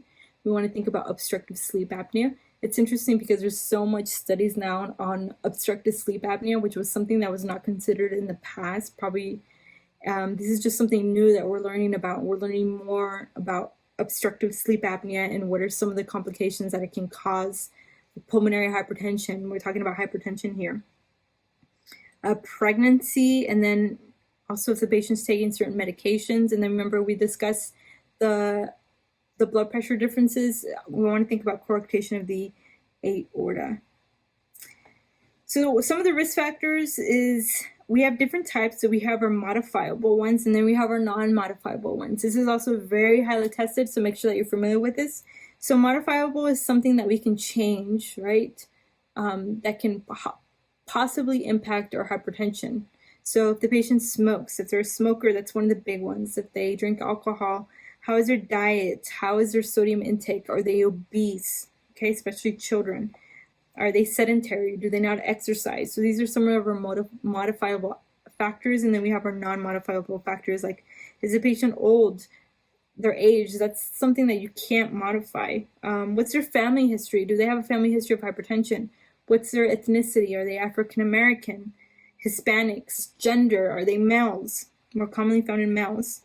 Usually with the patient that's going to present with hypertension, like I said, it's known as a silent killer because usually these patients are asymptomatic. And if they do present with us, they're presenting with us to us at a later stage when they're already having complications from the hypertension. If they do have symptoms, they can present with headache, dizziness, dyspnea, blurred vision, chest pain, fatigue, And then of course we do their blood pressure, which is how usually we diagnose these patients, is that we do a blood pressure in clinic and then they have an increased blood pressure. So during my family medicine rotation, my doctor took care of a lot of patients with hypertension. So what he would do is that there's something known as white coat hypertension, which is basically, which I think I have, is that patients get nervous whenever they go to the doctor, so their heart rate's going to be up and their blood pressure is going to be up, okay? So with these patients, what he would do is that he would get a repeat one, but he's going to wait 5 minutes after he's repeated the first one, and that's usually how you're supposed to do it. And then, of course, there's a certain way that you have to take the blood pressure. You have to make sure it's located in the correct area, etc. So we're taking these blood pressures, and then what he does is that he'll send them home with the little form that they can fill out, and they write their blood pressure every day. And he tells them, I want you to take your blood pressure first thing in the morning, let me know what it is. And then he follows up with them like a week or two, and then he sees their blood pressure. And if it's consistently high, then that's something that you're associating with hypertension, right? And that's when you would start the patient on medical treatment. So I remember when I worked in the ER, I had a patient that came in once. She had passed out. She was singing and then she passed out, and she came in, she was having like this horrible headache. So we just wanted to make sure that she didn't have any type of like intracranial bleed, since she described it as the worst headache of her life, which is pathognomonic for textbook wise, right? Your subarachnoid hemorrhage, right? Which is due to hypertension also, one of the causes, which is like a brain bleed. Anyways, we did labs on her, we did everything. She was fine. The only thing was her blood pressure was just like extremely high. She just said she had this like headache and she felt like her eye was going to pop out, and she had been out of her blood pressure medications for a very, very long time. And that's usually one of the causes for some of the secondary causes of uncontrolled hypertension, like your strokes, your hemorrhages, like I said, etc. So usually with these patients, sometimes they're not very compliant with their medications. And like I said, the reason why I brought that up, is because these patients can present with headache or dizziness if it's uncontrolled, or if they just don't know they have hypertension. So diagnosis, they have to have an elevated blood pressure on 2 separate occasions, okay, like I said, and they need multiple readings over 3 to 6 visits. So that's why my doctor would send them home and they had to write a sheet. Or even like what happens sometimes that we would have a patient that would come in the first visit, we noticed their blood pressure was increased. They followed up again, still increased. The 3rd time is still increased. We want to think about maybe increased. We want to think about maybe hypertension. So diagnosis for these patients, we want to do an EKG. We want to do a urine analysis, right? We want to look at their kidneys, make sure it's not anything related to their kidneys. Make sure we're not looking at like any abnormalities, like they have albumin or just things like that. We want to look at their plasma renin and aldosterone, right? We want to rule out things like hyperaldosteronism, like Conn syndrome, like I discussed. We also want to make sure we look at the thyroid function and also do a CBC. So normal blood pressure is going to be anything that's less than 120/80. Elevated is going to be between 120 to 129/80. Stage 1 is going to be 130 through 139/80 through 89, and stage 2 is going to be greater than 140/90. Okay, so what's going to be our diagnosis for these patients? Our treatment plan for these patients. So once again, anything that's cardiac related, our first line treatment is going to be our conservative. So we're going to do the DASH diet. We're going to tell the patient to make sure that they're eating well, they're eating a lot of veggies, or decreasing the fat that they eat. Put them on a low salt diet. If they're overweight, tell them to lose weight. Tell them to exercise, to quit smoking. That's a big one. Stop drinking. But first line medication for pharmacological treatment is going to be your thiazide diuretics, something like hydrochlorothiazide. Second line is going to be our calcium channel blockers and our ACE inhibitors. But usually first line is going to be your thiazide diuretics. Now, the next one I'm going to discuss is, I know it's going to be a little bit confusing, but we're going to go through it. And it's something that my doctor actually asked me a lot on. What if the patient presents and they're diabetic, and then on top of that they have hypertension? Then what are you going to treat them with? With these patients, you can treat them with either an ACE inhibitor or an ARB. You never give an ACE inhibitor and an ARB together. Never. So if you have a question stem and it has an ACE inhibitor plus an ARB as a treatment, you can automatically cross that out, because you never give an ACE inhibitor and an ARB together for treatment for hypertension in general. So if a patient has diabetes and they have hypertension, you're going to give them an ACE inhibitor or an angiotensin receptor blocker, right? So your ACE inhibitor is going to be anything that ends in pril, lisinopril, enalapril.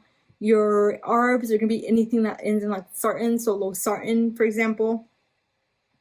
So once again, ACE inhibitor or ARB for your diabetics. So what if the patient has congestive heart failure, and then on top of that, they have also your blood hypertension? You can give them something like a beta blocker or an ACE inhibitor. So what if the patient has a migraine, okay? And they're presenting with also, they have a history of hypertension, or they're presenting with hypertension, they have a history of migraines. You can give them something like a beta blocker or a calcium channel blocker. What if the patient's a male, they have a hypertension, and they have a history of benign BPH, okay? You can give them something like an alpha blocker. What if the patient suffers from essential tremors? So the tremors, and they have hypertension also, you can give something like a beta blocker. What if the patient has Raynaud phenomenon, which is where their fingertips turn blue, okay? Because you have vasoconstriction of the small vessels. With these patients, you can give them something like calcium channel blockers, so your dihydropyridine calcium channel blockers, which is going to treat both the hypertension and Raynaud's phenomenon. What if the patient has osteoporosis? It's an older patient, they're like 73, history of osteoporosis, they're hypertensive, they have a hypocalcemia, they can give them something like hydrochlorothiazide. So I know it's a lot, we've gone through all of those. So what if you have a patient, you put him on your first line, which was your calcium channel blocker for hypertension, they're still not being treated. You increase the dose, still not being treated, okay? You know what, I'm gonna add an ACE. So you add an ACE, no, the patient is still not being treated. Okay, I'm gonna add a beta blocker. No, the patient's not being treated.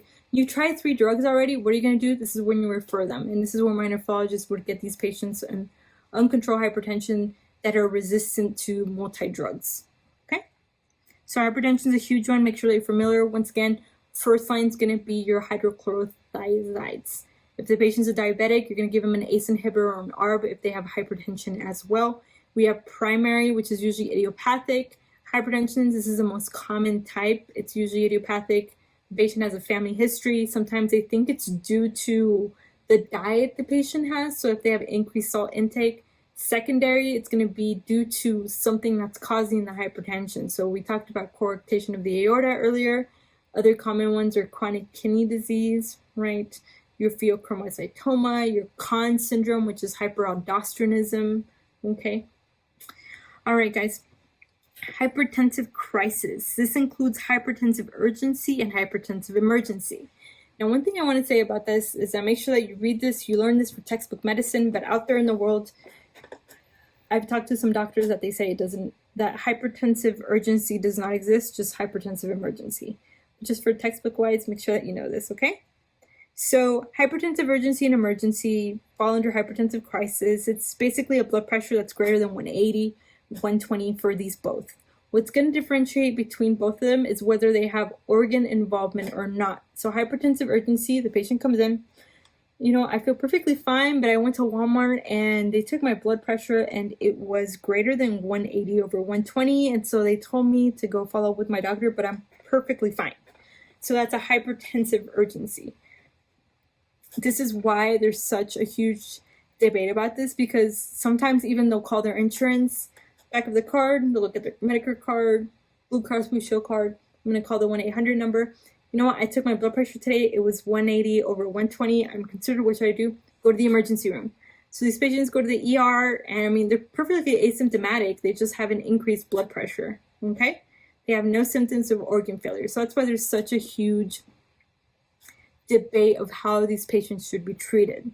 I've heard some podcasts and some doctors say that these patients that are in hypertensive urgency should just make an appointment with the doctor and they should follow up the next day, okay? Make an appointment with the doctor, be treated, and then follow up the next day to see how their blood pressure is doing.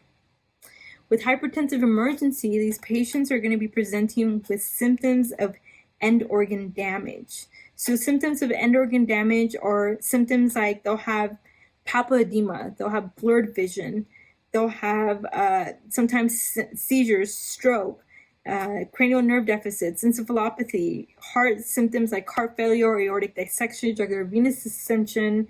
They might also be presenting with protein in their urine, hematuria, blood in their urine, acute kidney injury. So once again, hypertensive emergency, increased blood pressure greater than 180 over 120, and they're going to be presenting with end organ failure symptoms. versus your hypertensive crisis. These patients just have an increased blood pressure, but they have no signs and symptoms of end organ damage. Treatment for these patients, for hypertensive urgency, we want to make sure that we decrease their blood pressure slowly. We don't want to abruptly decrease it. So we're going to decrease it slowly by 25% in the next 24 to 48 hours with oral, okay? Not IV, oral antihypertensives like clonidine, captopril, labetalol, nicardipine. Clonidine will decrease your blood pressure like this, but the thing about clonidine is that they have rebound hypertension if the patient stops taking their medication. So that was something that I learned during my rotation. Clonidine, if you want to decrease your blood pressure right now, give them clonidine. It works like this, it's magic. It would decrease it super duper quick, but the patient has to keep taking that medication because if they stop it, they're going to have rebound hypertension and it's going to be worse sometimes with clonidine. Versus hypertensive emergency, we're going to treat these patients once again with decreased blood pressure. We want to avoid that rapid decrease in blood pressure. We're going to give something like IV, not oral, IV, sodium nitroprusside, labetalol, and hydralazine. We want to make sure that we're decreasing the blood pressure by 10 to 20% in the first hour and an additional 5 to 15% in the next 24 hours. So next topic we're going to go over is going to be hypotension. So it's going to be the opposite of hypertension. So with hypotension, there's several causes of hypotension. So hypotension is low blood pressure. It's going to be less than 90/60. Sometimes this decreased blood pressure can deprive organs from organs, especially the brain, of oxygen, okay?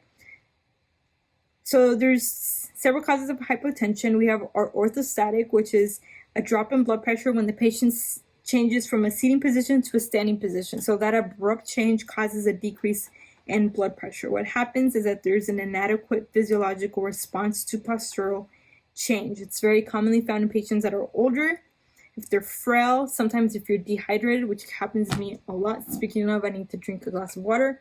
Sometimes, like during the day, especially during the rotation I'm with, it's very, very busy. I don't have time to sit down and just drink water. And I'll catch myself that I feel like I'm like dizzy.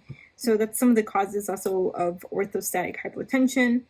Also, if the patient has a history of anemia, hemorrhage, hypothyroidism, they're going to be presenting with positional syncope, dizziness, weakness, and fatigue.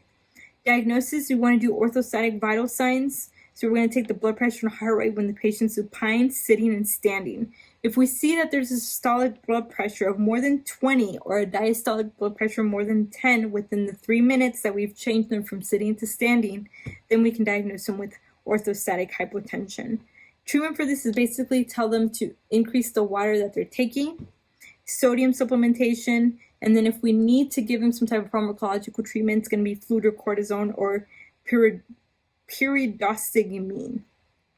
So once again, make sure that you know how the question's asking you. If it asks you what's the best next line treatment for these patients, then you would say fluid intake, sodium supplementation. If it asks you what's the next pharmacological treatment, then you would do something like fludrocortisone.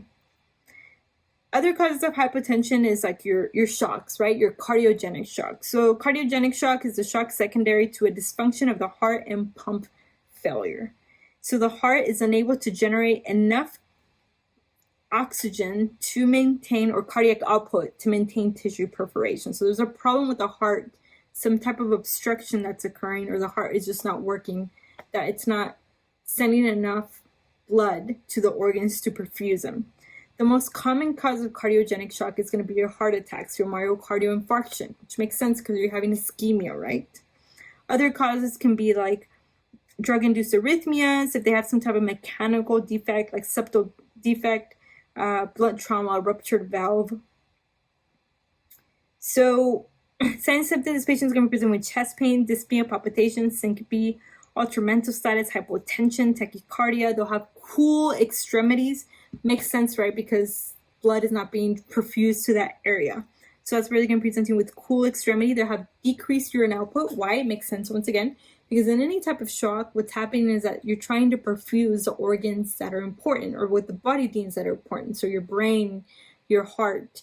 So it's not pumping out blood to organs like the kidneys. And usually the kidneys are the first ones to go. What's a sign of acute renal failure?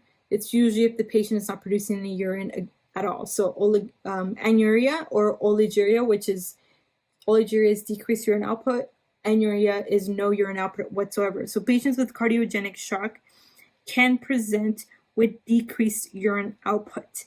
Diagnosis, we're going to do an echo. We're going to see the dilated ventricles. We're going to see decreased ejection fraction, especially if there's some type of valvular disorder. If we see that there's some type of ischemia to the heart. And then we're also going to do an EKG. That's when we'll see our ST elevations, if it's a myocardial infarction or if there's any type of arrhythmia going on. Treatment for this is going to be your ABCs, wide airway, breathing, circulation. Conservative is going to be with supportive care. And then medical treatment, you want to make sure that we give IV ionotropics like dopamine. We want to make sure that we're maintaining that perfusion and basically giving the body that extra like bump. So the next topic is going to be lipid disorders. So lipid disorders. So let's go into hyperlipidemia. So what is hyperlipidemia? So hyperlipidemia is high cholesterol levels in the blood, whether it's LDL or we have decreased HDL. So this is going to increase our risk of cardiovascular disease. So remember, for cholesterol in general, we have different types of basically lipids in our body, right? We have our LDL, which is a bad one, and then we have our HDL, which is a good one. So HDL is the one that we want to keep high, and LDL is the one we want to keep low. We also have our triglycerides. We want to make sure that we keep triglycerides low also. So HDL is the only good cholesterol that we want to make sure that we are keeping high. So what are some of the causes of hyperlipidemia? So sometimes families or patients just have a family history. So they can have familial hypercholesterolemia that no matter how healthy the patient is, no matter how much they work out, is just genetics. And I was actually watching a documentary over cardiovascular disease, and it was interesting because they had a gentleman in the documentary, and he was young. He was about 34-year-old male. He's a cyclist. He eats really well, and he still is at very high increase for cardiovascular disease. And he has high levels of lipids in his body, and it's just because he has that familial hypercholesterolemia. Other causes can be, for example, if the patient's physically inactive, so if they're just not taking care of themselves, they don't exercise as much as they should. If they have a metabolic syndrome, which is basically when the patient's overweight. If they have diabetes mellitus, that's a big one. And then chronic kidney disease. Hypothyroidism is also another thing that can cause hyperlipidemia, and then steroids. Okay, what are some of your risk factors for hyperlipidemia? So if you have a history of cardiovascular disease, if you smoke, if you're obese, if you have hypertension, low HDL, like we discussed, we want to make sure that we keep our HDL high. Is the only one that we want to keep high because it's the good fatty. Basically, it's a good fat in our body. So we want to make sure that we keep that high. So patients that have low HDL are more prone to getting hyperlipidemia. If the patient's older, and like I said, if the patient also has a family history of familial hypercholesterolemia. Okay, so what is associated with coronary artery disease? So if a patient has a high LDL, it's associated risk with coronary artery disease. So that's why when these patients have hyperlipidemia, we want to make sure that they are being treated because they're more prone to getting a heart attack, they're more prone to getting cardiovascular disease. So how is this patient always going to present? Sometimes they're asymptomatic. My father, for example, my father is a very, very healthy man. He takes care of himself. He takes care of himself a lot. He looks over what he eats. He exercises a lot, and his LDL levels, his triglyceride levels are always really, really high whenever he gets lab work done. So like I said, in these cases, this is just usually familiar. And the majority of his brothers and siblings, they also suffer from this hyperlipidemia, hypercholesterolemia. And my father's asymptomatic. So like I said, sometimes these patients are asymptomatic. They do not know that they have hyperlipidemia. But sometimes when they do present with symptoms and it's severe, it can present with xanthomas. So xanthomas are these yellow nodules on usually like the Achilles tendon or fingers. It's just collection of fat. And then also they can present with xanthelasma, which is yellow plaques on the eyelids. Okay. I've also seen it inside the eye. It's really interesting. I had about a patient, was it last week, 2 weeks ago? It was a gentleman that was coming in for a burn. This gentleman has also a mental disorder. He's a little delayed and has a mental disorder, and he's delayed. So the patient, whenever you talk to him, he had a history of neurosyphilis. So it's as if you're speaking to a patient that's 10 years old.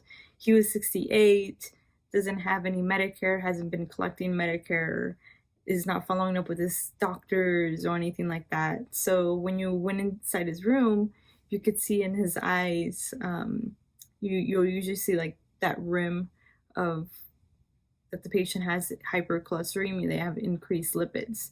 So that's another way you can also see that the patient has hypercholesteremia. These are usually severe cases where it's uncontrolled. And then, of course, how do we diagnose these patients? We're going to do a fasting lipid panel.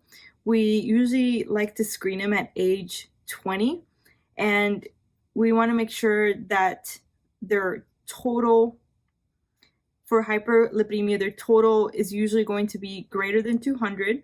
So total cholesterol is usually going to be greater than 200 for patients that have hyperlipidemia. We usually want to keep that less than 200, but these patients are going to have a greater than 200 with hyperlipidemia. Their LDL levels are going to be greater than 130. Their HDL levels are going to be greater than less than 60. So remember, this is the only one that we want to keep high. And these patients that have hyperlipidemia, they're going to have an HDL level that's less than 60. And then the triglyceride levels are going to be more than 150. So any two of these abnormalities in any of these labs that I listed is what you need to diagnose these patients with hyperlipidemia. So once again, if they have a total lipid level greater than 200 or an LDL level of greater than 130 and a total cholesterol level in greater than 200, they have an HDL level less than 60, and then they have the triglyceride level greater than 150. So we want to make sure that we're also checking their thyroid, because remember I said that hypothyroidism is usually associated with hyperlipidemia. It can cause also a decrease in their HDL levels. So usually if we fix the hypothyroidism, if we replete the thyroid hormone, usually this will fix the cholesterol and it usually will go away. Okay.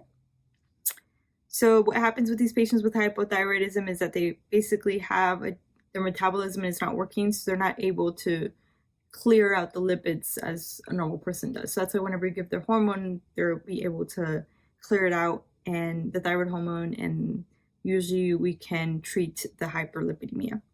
So what's going to be the treatment? Always remember, so for all these cardiovascular diseases, the initial treatment is going to be what? It's going to be your diet and exercise. So we want to make sure we educate these patients to change their diet, eat healthier, avoid fatty foods, anything that contains salt, and then exercise. Even if it's just walking 30 minutes a day.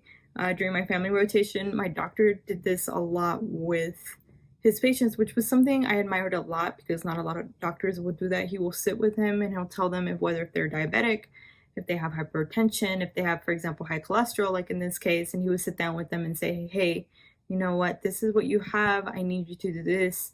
At least walk around. I know you don't have to run or go at a fast pace. If you have a treadmill, just get on the treadmill and just walk. Walk at a slow pace for about 30 minutes, that's all. Walk around your block for 30 minutes a day. So he was he was very adamant about that with his patients, and I really, really respected that about him. So treatment's going to be initial diet and exercise, okay? And then after that, all these patients get statins. That's usually going to be their first line treatment. It's going to be our statins, okay? What these statins do is that they are HMG-CoA reductase inhibitors. They are very, very good at lowering LDL, and they're associated with increased survival. So for all these patients with hyperlipidemia, if you have a question and you're reading the question stem and you're like, you know what, this patient has cholesterol because their total cholesterol is greater than 200, if their HDL level is greater than 60, and you're like, you know what, this patient has hypercholesteremia, and it tells you what's the next best line treatment. So then the answer would be, if it has diet and exercise, and choose diet and exercise. But if it says, what is the next pharmacological treatment, it's always a statin. So you're always going to give a statin, a statin, a statin, atorvastatin, rosuvastatin, your statins, okay?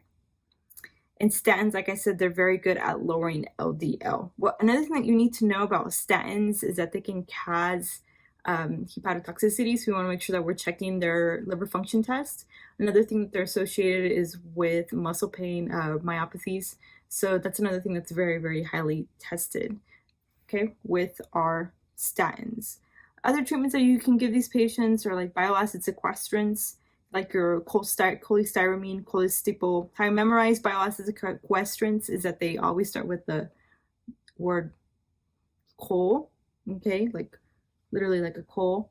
That's how I think about it. That's not how it's spelled, but anything that starts with chol, like we said, cholestyramine, cholestyramine, those are your bile acid sequestrants. These are very good at lowering LDL also, but the thing about these is that they have they lower LDL. So we want to make sure that we're taking these with food because they have a lot of interactions with other medications. Okay. Other drugs are, for example, are ezetimibe. This one increases the absorption of cholesterol. It also lowers LDL, and it's usually used in combination with a statin. So if a patient isn't doing well on a statin, they're not lowering their LDL, then we can do something in a conjunction with ezetimibe. The thing about ezetimibe is that it causes a lot of GI distress, especially diarrhea. That's a big side effect about this medication. So just make sure that you know that. Other drugs, like the new ones, are your PCSK9 inhibitors, like your evolocumab and your alirocumab. So excuse me if I mispronounce them. These are usually used like last line when you've already maxed out your statins and you're not using any, you can't use anything else, then you can consider these drugs also. Okay. Another thing that you can use is niacin. So niacin is a vitamin B3. This one primarily increases your HDL level. The thing about niacin though is that it has a side effect of causing a rash. So with these patients, we just want to make sure that we tell them about the rash that it can cause with niacin, and also it can cause just a rash. Okay, with niacin, this one increases your HDL levels. So once again, just make sure that you are familiar with these drugs. For hyperlipidemia, the first line is always going to be your statins, okay? Statin, statin, statin, statin. All right, next one's going to be our hypertriglyceridemia. This is high triglycerides in the blood. So remember we discussed earlier that the normal level is going to be less than 150. So these patients have more than 150 triglycerides in their bloods, hypertriglyceridemia. So what are some of the causes of hypertriglyceridemia? The most common cause is going to be atherosclerosis. Other causes are diabetes. Nephrotic syndrome is also a huge cause of hypertriglyceridemia. Obesity, hypothyroidism, pregnancy, estrogen replacement, beta blockers, cyclosporin. We're going to diagnose this patient by doing a lipid panel, okay? If it's mild hypertriglyceridemia, it's between 150 to 499. If it's moderate hypertriglyceridemia, it's between 500 to 886. And if it's severe, it's going to be anywhere greater than 886. And then usually, like in the moderate range and even the severe range, these patients are at very, very high risk for getting pancreatitis. So that's why we have to make sure that we're treating these patients. So it's going to be the first line treatment. Once again, lifestyle modifications, tell them to exercise, to eat better, change their diet, avoid sugar, alcohol. Medications we're going to use for hypertriglyceridemia, it's going to be our fibrates. These are the best ones in lowering our triglyceride levels. So our fibrates are anything that end or have like fibrate in it. So gemfibrozole, fenofibrate. Other thing that we can use is fish oil. And some of the complications, like I said, of hypertriglyceridemia is usually our pancreatitis. So usually if the patients start getting like the 400 range of triglycerides, 500, 600, that's when they're very, very high risk for developing pancreatitis. Other thing that they can develop is cerebrovascular events, which makes sense, right? Because we have those vessels. Anything that is clotting those vessels is going to prevent blood flow. And if you have anything like that in the carotid arteries, it can cause, or anywhere even in the brains and arteries in the brain, it can cause a stroke. So that's why it's really important that we treat these patients. Okay, so that was over lipid disorders. So in a nutshell, hypertriglyceridemia is basically high cholesterol levels in the blood, whether it's LDL or HDL. With these patients, we want to make sure that we are treating them with statins. That's usually going to be our first line. So statins are great drugs for lowering LDL, but we want to make sure that we're checking their liver function tests, right? Because it can cause hepatotoxicity, even though it's really, really rare. Other thing that they can cause is like myopathy, so like muscle pain. That's why a lot of patients don't want to take them, because they've heard that they cause muscle pain, etc. Okay, and then we have hypertriglyceridemia. Basically, it's high triglycerides in the blood. Normal is less than 150, so that's what we want to have. Anything greater than 150 is usually considered our hypertriglyceridemia. These patients are at risk for developing pancreatitis. That's a big one, especially if, like I said, if it's greater than 500, 400, 600, 700, the higher we get, the worse. And then with these patients, we want to make sure that we're treating them with our drugs, fibrates. So fenofibrate, gemfibrozole, these drugs are really, really good at decreasing our triglyceride levels. Okay, so now we're going to go into acute coronary syndrome. So our coronary artery diseases. Okay, so acute coronary syndrome is an acute plaque rupture in coronary artery thrombosis. This includes our different flavors. We have our unstable angina, our stable angina, our NSTEMI, and then our STEMI. So we have different types.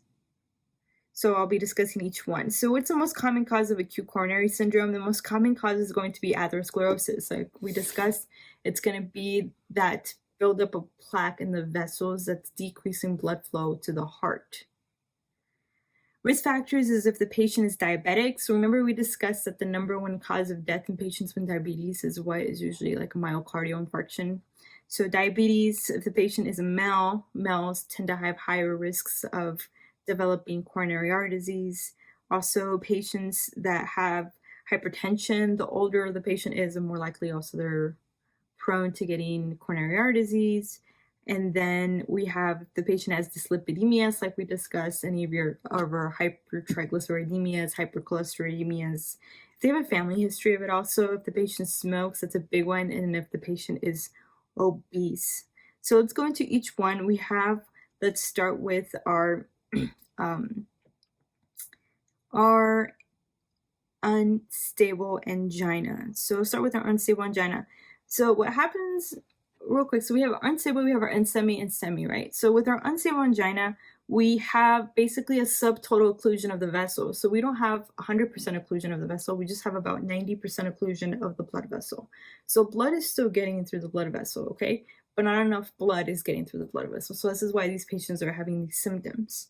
So like I said, subtotal occlusion. Usually with these patients, what we're going to do is that they'll have like a chest pain, and it's called unstable because they have chest pain even at rest. So they don't only have chest pain whenever they're exerting themselves, but they even have it at rest. So they'll be sitting down and they have that chest pain. Sometimes these patients can present to the ER, and then we want to make sure that they're not having a heart attack. So what are we going to do? We're going to do an EKG, we're going to do our troponins, we're going to do our labs, right?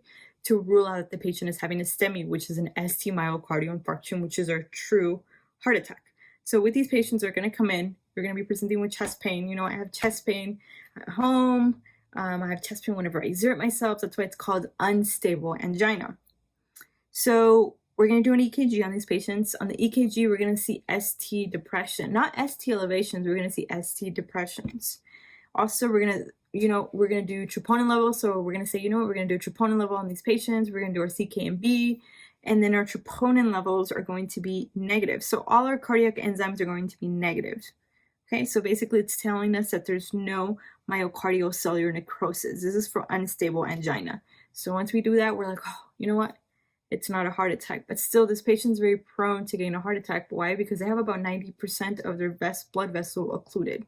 Okay, so with these patients, we're going to treat them with antithrombotic therapy. We're always going to give them our aspirin. We're going to give them heparin, unfractionated heparin, low molecular weight heparin, clopidogrel, and then also our beta blockers, our nitrates, morphine, and our calcium channel blockers. So if you've heard of the Monabash, right, for these patients, we're always going to give them, like I said, like our beta blockers, our aspirin, okay, calcium channel blockers, nitrates, morphine, heparin, low molecular weight heparin, and then a clopidogrel for these patients, because these patients are prone, like I said, to be getting a heart attack. So that's unstable, okay? So we're going up the ladder, right? Unstable, and then the next one's going to be which one? Unstable, and that's going to be NSTEMI, which is non-ST elevated myocardial infarction. So what's the difference between unstable and then you have your NSTEMI, which is, you would say, one letter up, right? Because we have STEMI all the way up here, which is that's our heart attack, okay? So we have a heart attack, ST elevated myocardial infarction. We have our NSTEMI, non-ST elevated myocardial infarction, and then we'll go one step down below, and then we have our unstable angina that I just discussed. So we're going one step up, like I said, NSTEMI, or non-ST elevated myocardial infarction. This patient, once again, is going to be having chest pain. It's going to be chest pain at rest, chest pain whenever they exert themselves, okay? The difference with this one is that whenever they come in, we're going to do the same thing, right? We want to rule out a myocardial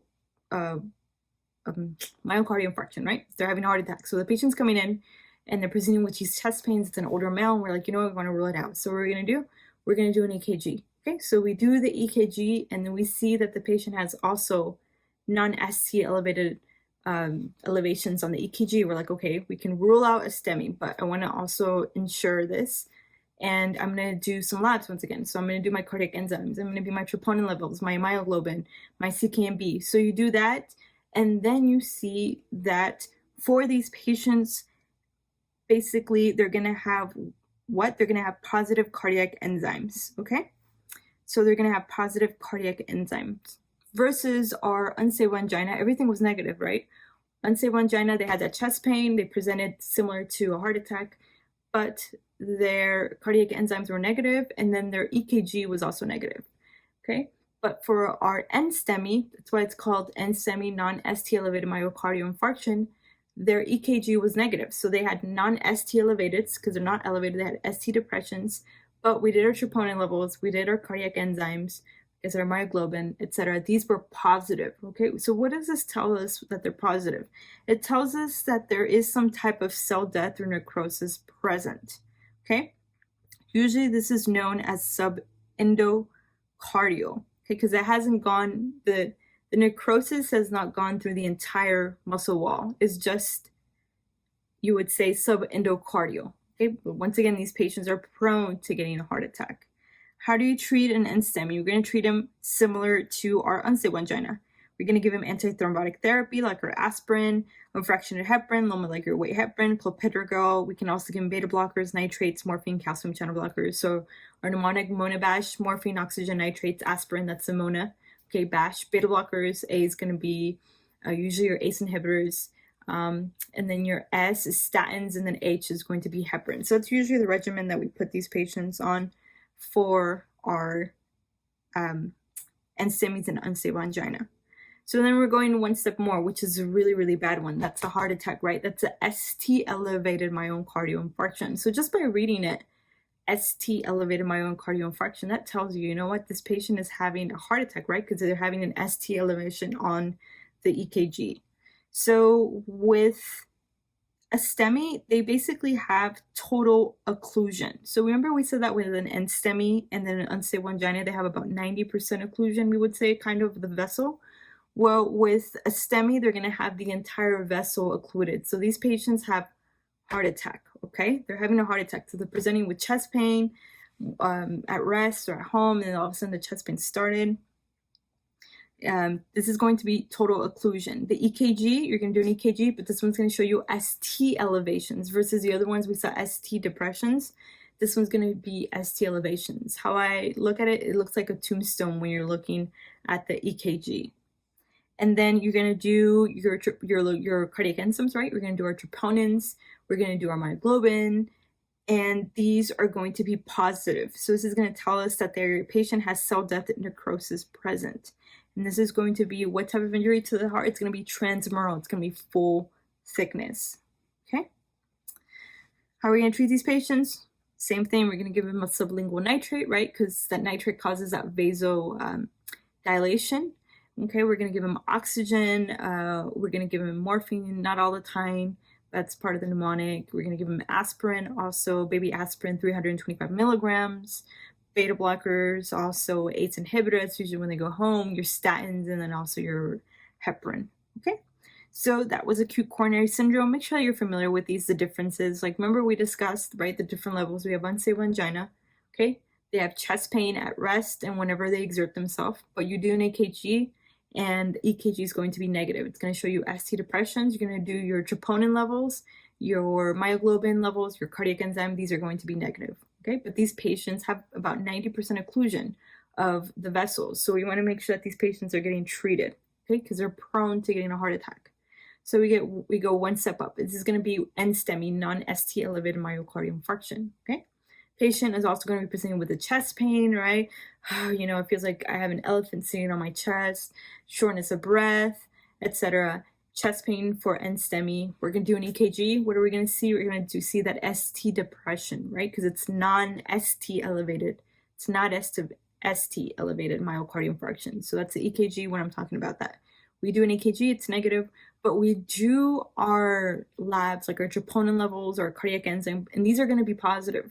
What does this tell us? This tells us that this patient has a subendocardial infarction. So they have necrosis present to the heart, but it's not through the entire heart muscle. It's just subendocardial, okay? These patients, once again, are prone to developing a heart attack. And then we have our ST elevation myocardial infarction, which is a heart attack, right? STEMI. So this patient is going to be presenting with the same symptoms: chest pains, shortness of breath, the Levine sign, which is literally like the patient's being like, oh, my heart. That's literally like the Levine sign. So they're going to be presenting with chest pain. And then these patients, what we're going to do is we're going to do an EKG. And these patients are going to have our ST elevations. They literally look like tombstones, like I said. Okay? ST elevated myocardial infarction. And then you're going to do your cardiac enzymes. You're going to have a positive troponin level, positive myoglobins. Everything's going to be positive. Okay, and these patients are going to have transmural infarction. What's going to be the treatment for these patients? We usually give them nitrates, our mnemonic Monobash, morphine, oxygen, nitrates, aspirin, baby aspirin. And then we have our BASH, which is going to be our beta blockers, okay, ACE inhibitors. Our S is going to be for statins, and then H is going to be for our heparin. Okay, all right, so now we're going to go into the myocardial infarction, so the heart attack itself. This is usually cardiac muscle death due to lack of blood flow due to prolonged ischemia. The most common cause of a myocardial infarction is due to endothelial cell dysfunction that causes blockage of a coronary artery. So remember we said it's that blockage of that coronary artery that is supplying the heart, the vessels, the organs. In this case, it's going to be the heart. It's most common in the left ventricle, and there's a plaque that ruptures, okay, an atherosclerotic plaque that ruptures. Sometimes it'll go travel and it'll lodge somewhere. And this is what can cause a myocardial infarction. Also, if there's vasospasm. What are some of the risk factors of a patient having a myocardial infarction? We probably discussed this earlier, which are very similar. If the patient's a smoker, if the patient has a history of atherosclerosis, if they have hyperlipidemia, hypertension, if the patient's a male, like I said, males are more prone to getting myocardial infarctions. Also, women that are postmenopausal. Why are women that are postmenopausal more prone to getting heart attacks? The reason is because they don't have estrogen, okay? They're not producing estrogen like they used to, or they have decreased amount of estrogen. And estrogen is actually a hormone that helps you and protects you from developing a heart attack. Also, if a patient has a history of atrial fibrillation, they're more at risk for developing an emboli. Because with atrial fibrillation, what happens is that just that blood is just coagulating, it's just chilling there, as you can say, and more prone to coagulating and going, developing a thrombus and going to anywhere in the body. So how is this patient going to be presenting with the heart attack? So remember we said the Levine sign, they're going to be presenting with that, that chest pain, crushing substernal chest pain. Sometimes it'll radiate to the arm, okay? Sometimes it'll radiate to the jaw, and pain is not going to be relieved with rest. And then you'll give these patients a nitroglycerin. So remember that with our treatment, we'll give them a nitroglycerin. For example, if you call the ER and this patient's having a heart attack, you put them on the ambulance, they give them a nitroglycerin, and it's just not relieving the chest pain for these patients. And then another thing that you need to know is that chest pain does not present how I am saying right now with the typical Levine sign, that it's radiating to your jaw, to your shoulders. It doesn't present like that in all patients, okay? It presents very differently in patients that are diabetic, and it presents very differently in patients that are females, okay? Women present differently with myocardial infarction. I had a case in the ER of a patient that came in, she was having like nausea and vomiting and abdominal pain. And we did a whole GI workup, ended up she was having a myocardial infarction, okay? Diabetics, they will not present with the chest pain. Why? Because most of patients that are diabetic have neuropathic symptoms, right? Or they have problems. Basically, they have trouble with sensing pain or sensing things. So that's why these patients are more prone to dying from myocardial infarction, because sometimes they will not have that chest pain with these patients. So just keep that in the back of your mind. Just for clinic, they don't always have to be presenting with that chest pain. But usually in your question stems, they'll have, it feels like I have an elephant sitting on my chest. I just have this chest pressure and this tightness, and I'm not able to breathe. And then they have that Levine sign, but that's usually how they present in your question stems. Okay. Like I said, other symptoms that can also present is that they can have nausea and vomiting, like I said, palpitations, the dizzy, they can be diaphoretic, tachycardic, anxious also. We also have our silent or atypical myocardial infarctions, like I discussed earlier, abdominal pain. They might be presenting with dyspnea, trouble breathing, or sometimes not even symptoms whatsoever. And like I said, these patients are going to be presenting differently. It's going to be our diabetics or women, females, myself. And then you have patients that are obese also. They're going to be presenting differently. And then patients that are older also. So we said, remember with diabetics, why? Because they have nerve damage. So they're not able to feel any pain. So that's why with these patients, it's a silent killer. They can have a heart attack and they had no idea they had a heart attack because they weren't presenting with that chest pain. They won't go and seek care for that chest pain. So how are we going to diagnose these patients? Remember how we were discussing the angina? So you have a patient that comes in and they have all the symptoms and you want to rule out a heart attack. We're going to do an EKG, right? We're going to do an EKG and we're going to look for our ST elevation, okay, which is going to tell us that there's an injury to the heart. Or if we see ST depressions, it's going to tell us that there's ischemia to the heart. And then we're going to look for Q waves. So if we see Q waves on there, that means that there's signs of infarction. So maybe the patient had a previous heart attack and they're fine. And that's when we see the Q waves on the EKG. So another thing that you need to know that's very, very highly tested is the location of the ST elevation. So we have our different leads, right? We have our leads 1, 2, 3, AVF, V1, V2, V3, V4, V5, V6. So depending on where you see those tombstones, so you're looking at the EKG, right? You're looking at it. And depending where you see those tombstones, it's going to tell you what artery is involved in the heart attack. And this is very, very highly tested. The one most commonly tested that you need to know, it's going to be our ST elevations in 2, 3 AVF, okay? This is going to involve the inferior part of the heart and it involves the right coronary artery. So you have to know this, okay? This one's very, very highly tested. Out of all the questions that I've done, this one's the one I always get tested on is our 2, 3, and now I know it from memory because I keep getting tested on it. The first time I missed it, second time, third time, I'm like, okay, now I know. This is what it is. So 2, 3 AVF, that's going to be involving our inferior part of the heart, and it's going to be involving the right coronary artery. Make sure you know that, very highly tested. And just real quick before we move on, let's discuss some of the initial medical treatment for unstable angina or non-ST elevated myocardial infarction. So remember we were talking about that Monabash mnemonic.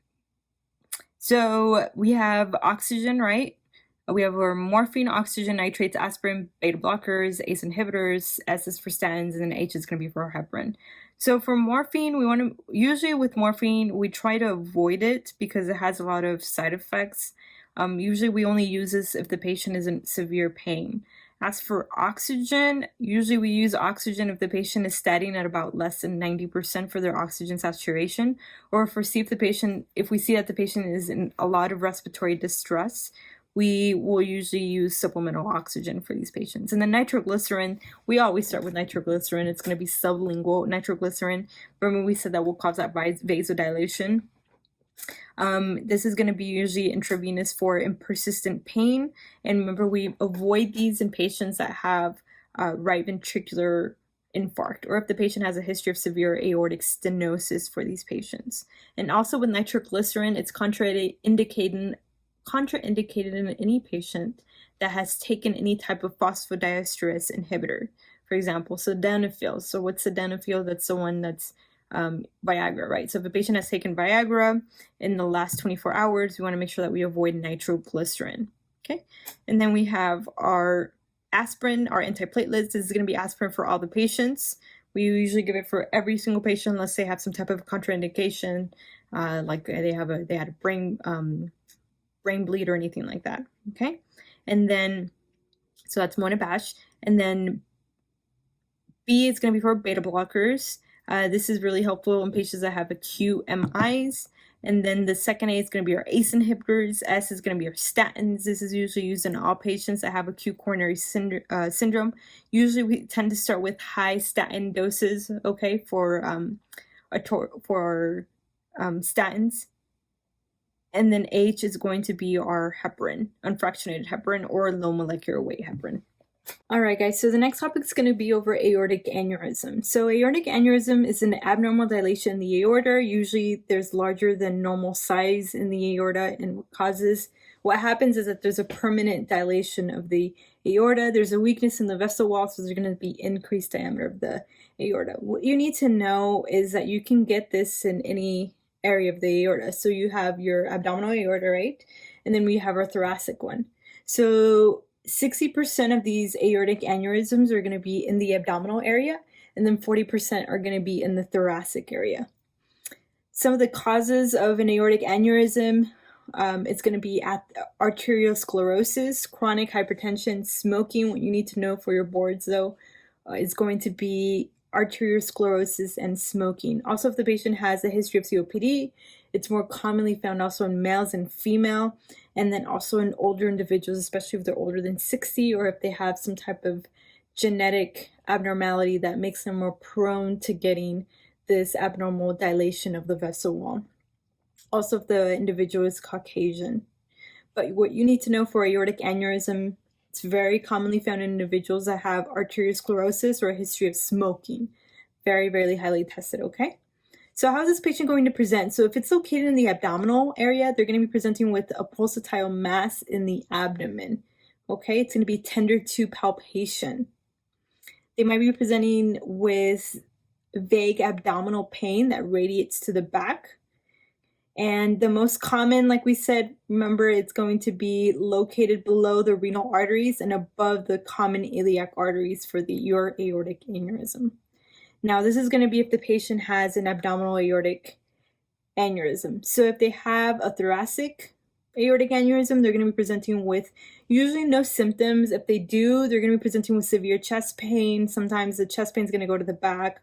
They'll be presenting with back pain, also hoarseness. So why are these patients going to be presenting with hoarseness? So we have the aorta, correct, right? The thoracic aorta. Sometimes it can press upon that recurrent laryngeal nerve.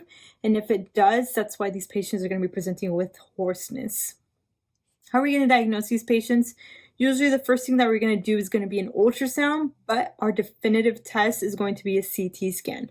Also, CT scan is what we're going to use to monitor the size of the aorta. So if we don't think that this aortic aneurysm needs surgery, then we're going to make sure that we monitor this. And how we monitor it, we're going to monitor it with a CT scan. So you have to make sure that you know what the question is asking you. If it asks you what's the next step, you can do an ultrasound.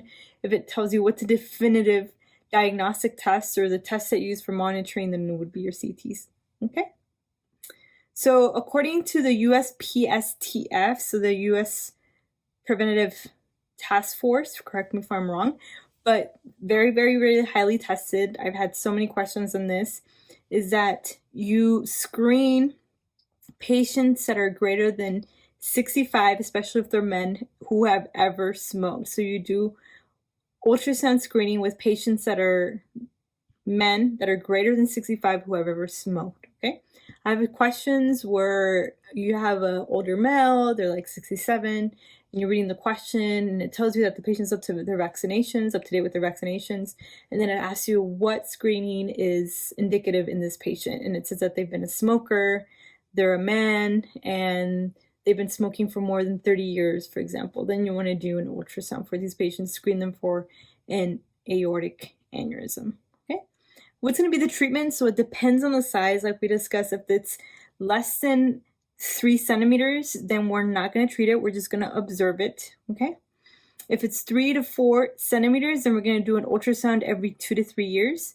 If it's less than 4.5 centimeters, we're going to do an ultrasound every 6 months. If it's 4.5 centimeters to 5 centimeters, it's going to be an ultrasound every 3 to 6 months. And if it's more than 5.5 centimeters, we're going to surgically repair it. So all you have to know, if it's greater than 5.5 centimeters, we're going to repair it, okay? Usually if it's less than 3 centimeters, we just observe it. All right.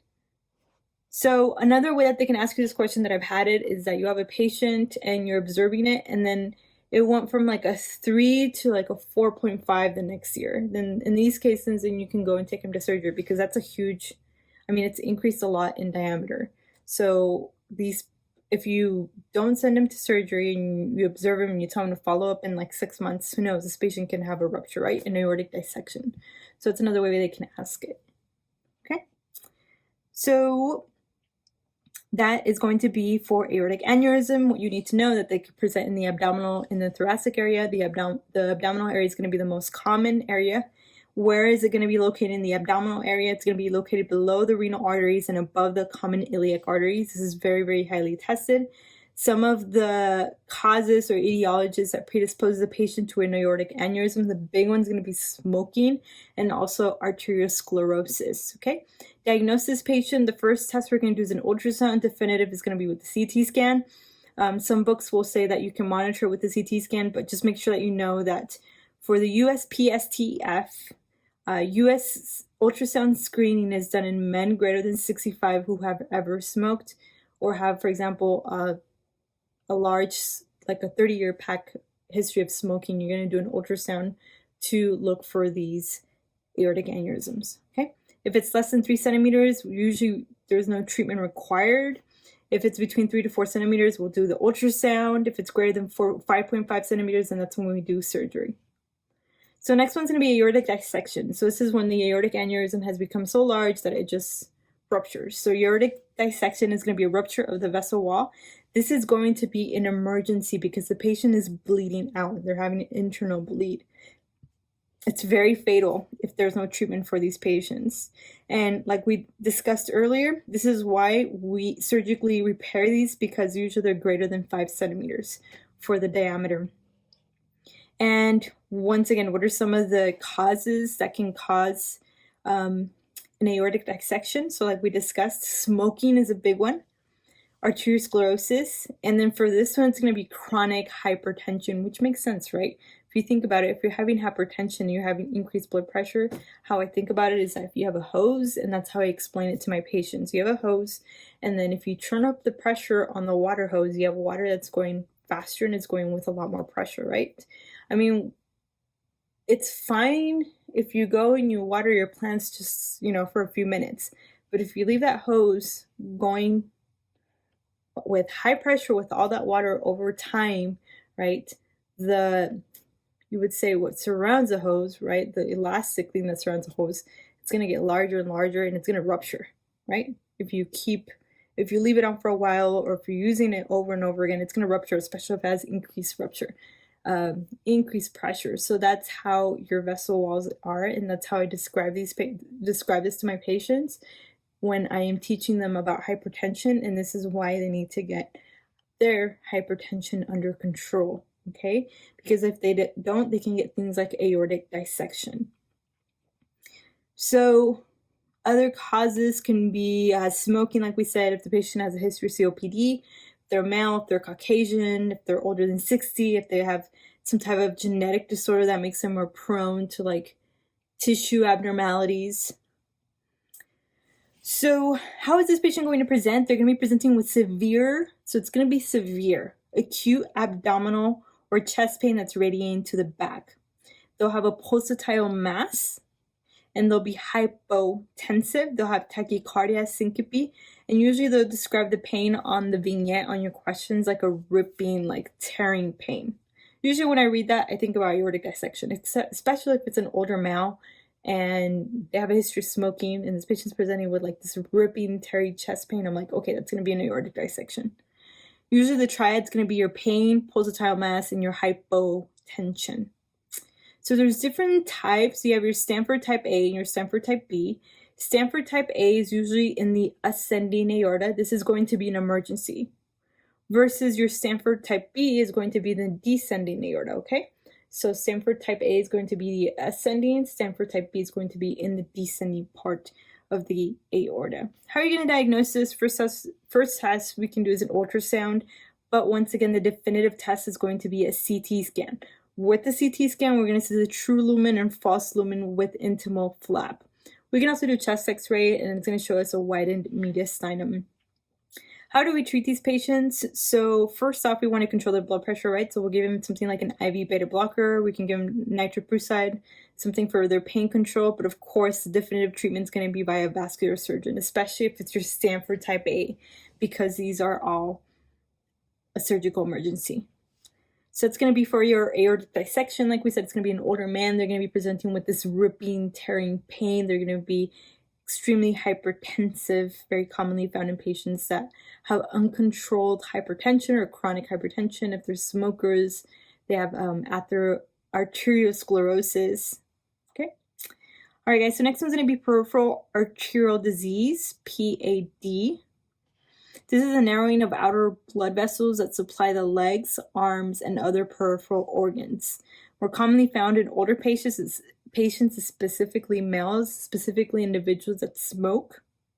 So your smokers, also if they have a history of hypertension, history of hyperlipidemia, or if they have family history, they're more prone to getting a peripheral artery disease.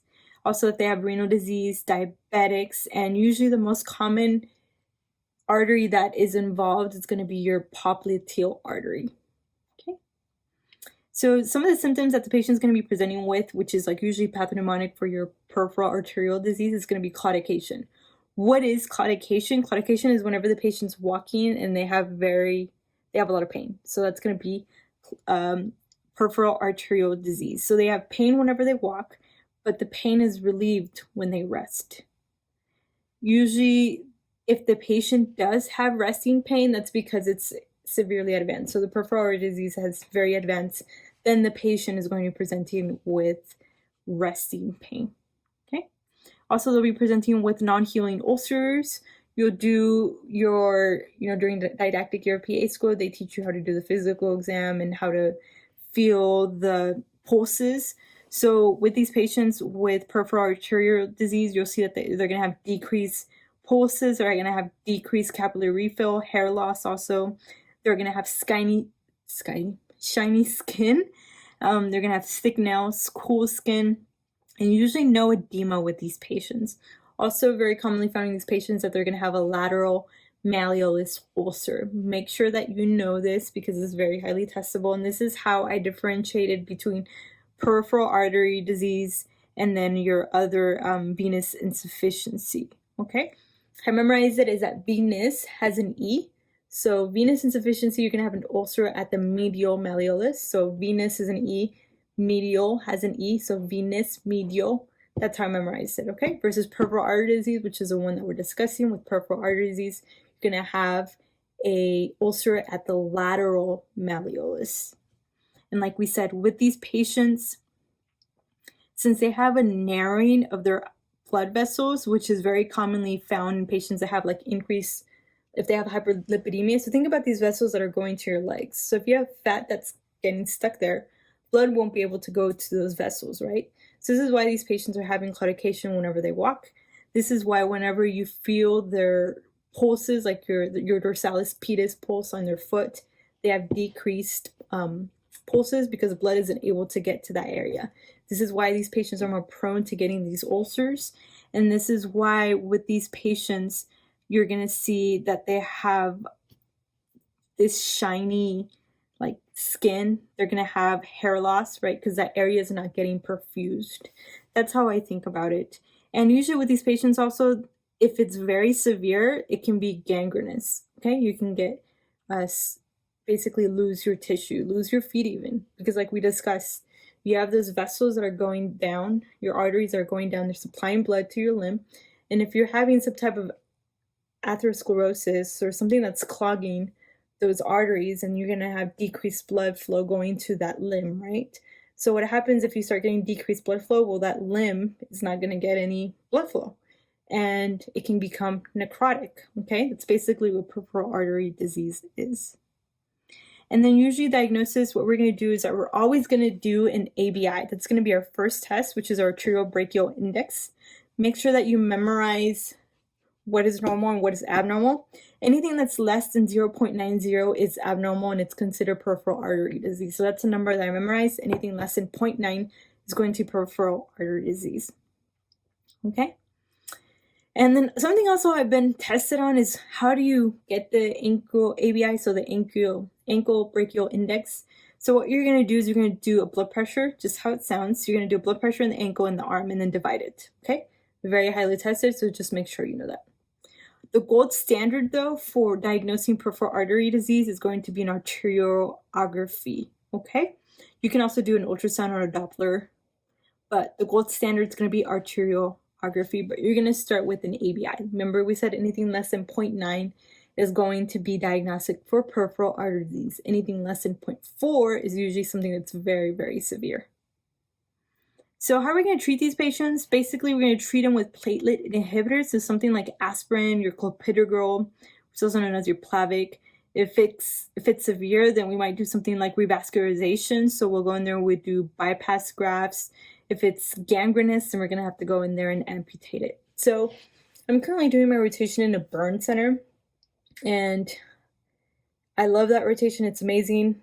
We don't only see burns, but we see Stevens-Johnson syndrome, we see TENS, so toxic epidermal necrolysis, we see our pemphigus vulgaris, burns, like your deep partial burns, but we also see necrotizing fasciitis or skin infections. And we see a lot of patients that come in and they have this and they have to have their limbs amputated, okay? So that's why in these patients that do develop gangrene, then these patients have to have their limbs amputated. Usually, how can we help these patients that suffer from this? We can do something like tell them to exercise. If they're hypertensive, control their hypertension. If they have hyperlipidemia, we're going to control that. And if they have diabetes, we're going to control that also. Okay. So what you need to know, peripheral artery disease, you're going to do an ABI, arteriobrachial index. Anything that's less than 0.9 is going to be diagnostic for your peripheral artery disease. Anything that's less than 0.4 is severe. These patients are going to be presenting with claudication, which is pain whenever they walk. They're going to have ulcers on their lateral malleolus. Okay? And then with these patients, usually it'll say that it's a shiny leg, they have hair loss, and you're going to diagnose, like I said, with like an ABI. What's going to be the gold standard? Your gold standard is going to be your arteriography. You're going to treat this with aspirin or clopidogrel. If it's severe, you might have to go in there and do bypass grafts, okay? Or endarterectomy also. So then we have acute arterial thromboembolism. So this is like the severe form. This is acute limb ischemia, and you have acute occlusion, so complete occlusion of the arterial blood flow via thrombus or emboli, and it's seen in the lower limbs mostly, okay? So this is a severe form of peripheral artery disease. Basically, you have a complete like emboli that is just stuck and blood is not going through and perfusing the lower limbs. So with these patients, what you want to know, it's commonly found in older patients, of course, and it's commonly found in males also. The most common site is going to be the femoral artery bifurcation. And what happens is that, once again, you can get this through a thrombus or an embolism. So thrombosis, some of the causes, if the patient has peripheral artery disease, like we discussed, if they have also vasculitis, thrombophilia, or if they have hypercoagulable states. For an embolism, some of the causes would be like cardiac emboli. That's going to be the most common cause. especially if the patient has a history of atrial fibrillation, AFib, or myocardial infarction. And then also cholesterol embolism, DVT, septic emboli, aneurysms, atherosclerotic lesions. And what you need to know about acute arterial thromboembolism is going to be your 6 Ps. So it's going to be your paresthesias, okay? It's going to be your pain. It's going to be your pallor. Let me see if I can know this before looking. No, so it's going to be your pain, paresthesias, pallor, pulselessness, paralysis, and poikilothermia. They also might be presenting with livedo reticularis. So your diagnostic test, your initial test is going to be a Doppler. Okay, this is just basically going to tell you that there's decreased flow to the limb, blood flow, and then you're going to confirm with an angiography. And diagnosis for this is going to be, treatment is going to be with IV heparin for the embolism, and thrombolytics for the thrombus. Okay. We can also do vascular surgery, like a thrombolectomy or embolectomy if needed. So once again, your acute arterial thromboembolism is going to be an acute, complete occlusion of the vessel where the patient's not just having any blood flow to the limb, so the limb is going to become ischemic. With these patients, they're going to be presenting with your 6 Ps, which is your pulse, right? Paralysis, pallor, poikilothermia, we said, paresthesias, and then the 6th one is going to be our pain. Okay, treatment for this is going to be with IV heparin. We're going to diagnose it with initially a Doppler, and then we're going to confirm with an angiography. So next one's going to be giant cell arteritis, or also known as temporal arteritis. This one's very, very highly tested, so make sure that you're familiar with this. This is where the patient has an inflamed temporal artery. And there's usually vasculitis of the large and medium-sized vessels with these patients. It's very commonly going to be found in women. It's going to be a woman that's going to be older than 50. And then it's also associated with polymyalgia rheumatica. Make sure you know this. I've had so many questions where you know that the patient has giant cell arteritis, and then it tells you, what is this also associated with? It's associated with polymyalgia rheumatica. So make sure that you know that. So once again, it's commonly found in women, especially if they're older than 50, and it's associated with polymyalgia rheumatica. It's a type of vasculitis of the large and medium-sized vessels. How is this patient going to present? They're going to be presenting with a headache, jaw claudication, visual abnormalities or monocular blindness, usually blindness, and then tender temporal area. Okay? So think about giant cell arteritis whenever you see something like this. Diagnosis or initial test, we're going to do ESR/CRP, which is going to tell us that there's some type of inflammation going on. And then we're going to do a temporal artery biopsy, which is going to be the gold standard. It's really cool if you guys see these on YouTube. They really go in there and they biopsy the temporal artery. So that's going to be your gold standard. But usually with these patients for diagnostics, we'll start with an ESR/CRP, and then we'll go in there and we'll biopsy, which is going to be our definitive diagnostic test for these patients. So it's really important that we treat these because this can lead to blindness. So that's why we have to treat these patients quickly. And how are we going to treat them? We're going to treat them with high-dose prednisones as soon as we can. So high-dose prednisone, or if it says high-dose corticosteroids, sometimes they'll trick you and say low-dose. Make sure that you know it's high-dose corticosteroids and it's going to be prednisone. You can also give aspirin. If the patient is presenting with giant cell arteritis and they're having vision loss, then in these patients we can give something like IV methylprednisolone, but it's usually going to be a high-dose prednisone or high-dose corticosteroid. So next topic is going to be venous insufficiency. I know I kind of mentioned it when we were talking about peripheral artery disease, but let's go into a little bit more detail in regards to this topic. So venous insufficiency is a vascular incompetency of either deep or superficial veins, incompetent veins leading to reflux of the blood. So there's different causes that can cause venous insufficiency. You have your virtuous triad, right, which is the mnemonic I have for this is SHE, which is going to be stasis, okay, hypercoagulability, and then endothelial damage. So if you have any of these, you're more prone to getting varicose insufficiency, and also if the patient's older. How is the patient going to present? They're going to have lower extremity pain. They're going to have burning, aching, throbbing, cramping pain, and this feeling that their leg is very heavy. So see how this differentiates from peripheral artery disease, right? So peripheral artery disease, we said this patient's going to be presenting with wet claudication. Whenever they walk, they have pain, but whenever they rest, they don't have pain. Versus these patients are going to feel like their legs are just really, really heavy with venous insufficiency. Also, they're going to have edema. With peripheral artery disease, they have no edema. With your venous insufficiency, they're going to have edema. They're also going to have pitting edema. Remember what we discussed, pitting edema?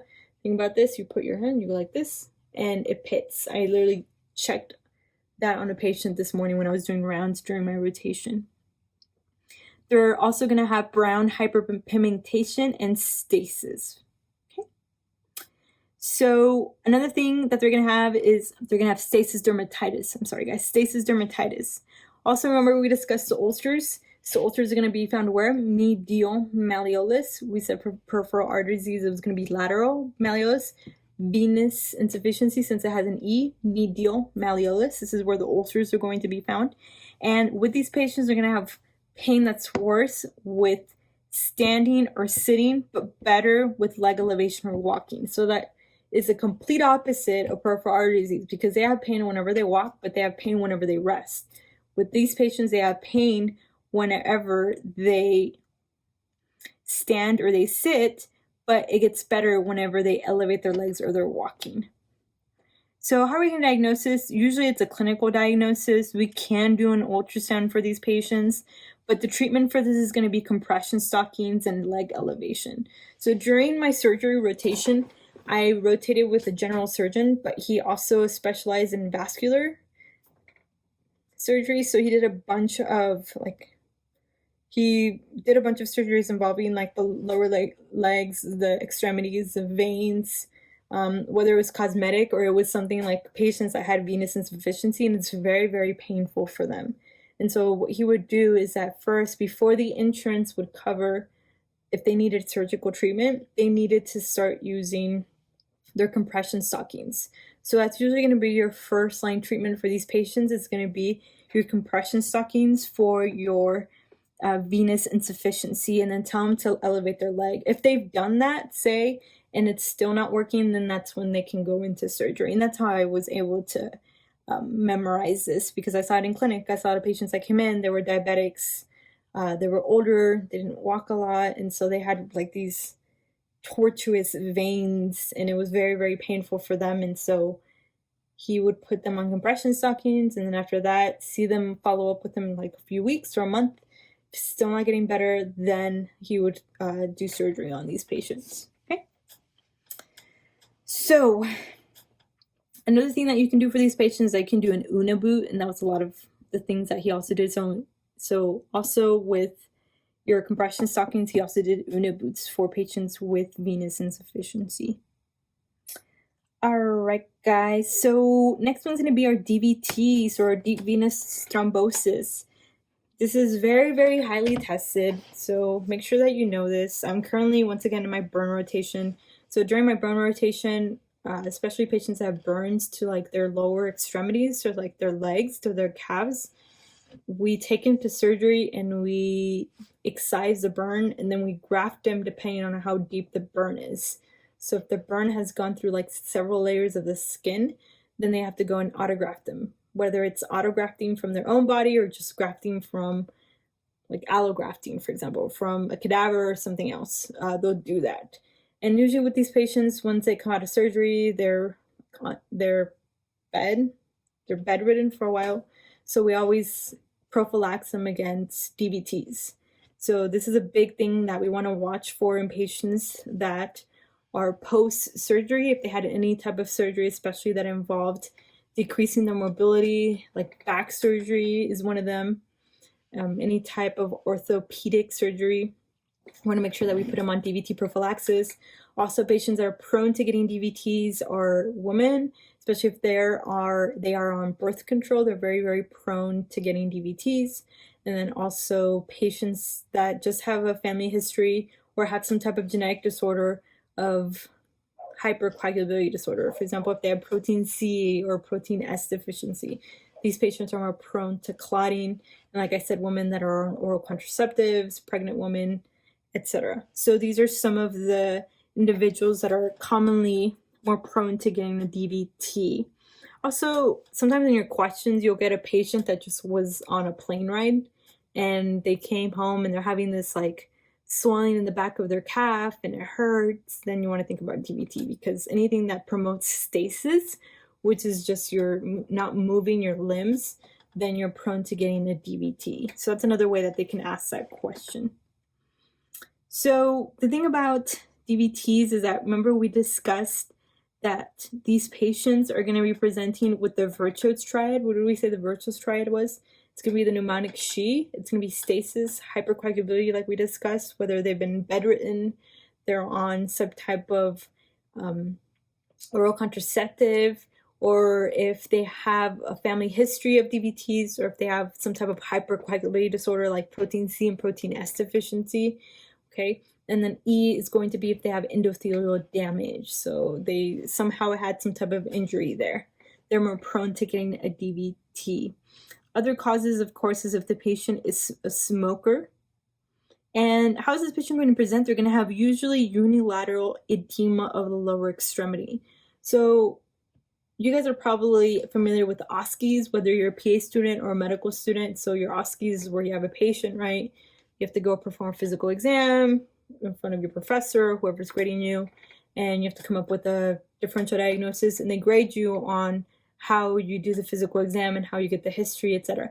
So I remember for my, what rotation it was for my ER rotation. It was my first OSCE, and I did do well, I'll be honest. So it was my first OSCE, and I had a DVT on this patient, and they actually docked me because I didn't have tape measure to measure the calves. You will basically measure the calves and compare the sizes from the left to the right and see how more enlarged one is than the other. And usually if one calf is more enlarged than the other one and the patient's having pain and then the calf is like enlarged and tender, then you can probably think about a DVT, especially if they have a history of hypercoagulability, not moving, they're on oral contraceptives, etc. So that's usually how this patient is going to present with a DVT. Also, they're going to be presenting with the Homan sign, which I also got docked in. Basically, with the Homan sign, you go like this with their knee, and this should recreate pain in their calf. And if they do have that, it's a positive Homan sign. Now, to be honest with you, I don't think this is very specific for a DVT, but you can do this sign. It's called the Homan sign. I got docked for this. So that's when the patient has calf pain with dorsiflexion.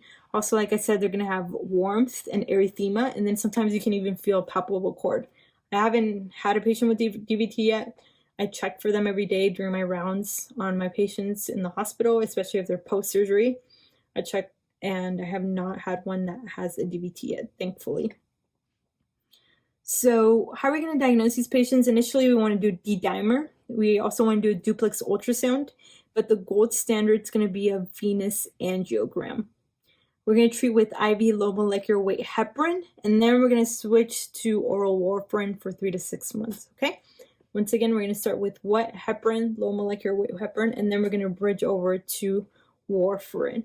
And then we're going to do, another thing that we can do is an IVC filter placement, and then it's really important that we take care of these patients and that we treat the DVT, because with this, it can actually lodge and go into the lungs, and it can cause a pulmonary embolism, and this can kill the patient. So this is why it's really important that we treat DVT, and this is why we prophylax, for example, in my hospital, with like enoxaparin or heparin for these patients, because we want to prevent a pulmonary embolism, because that's a complication. So when would we consider an IVC filter placement? When would we consider that? So we would only consider that if, for example, if the patient for some reason has a contraindication to heparin or warfarin, then we can consider that, okay? So if the patient has a history of a GI bleed, they just had a GI bleed, or they're currently having a GI bleed, or they have a history of having some type of head trauma,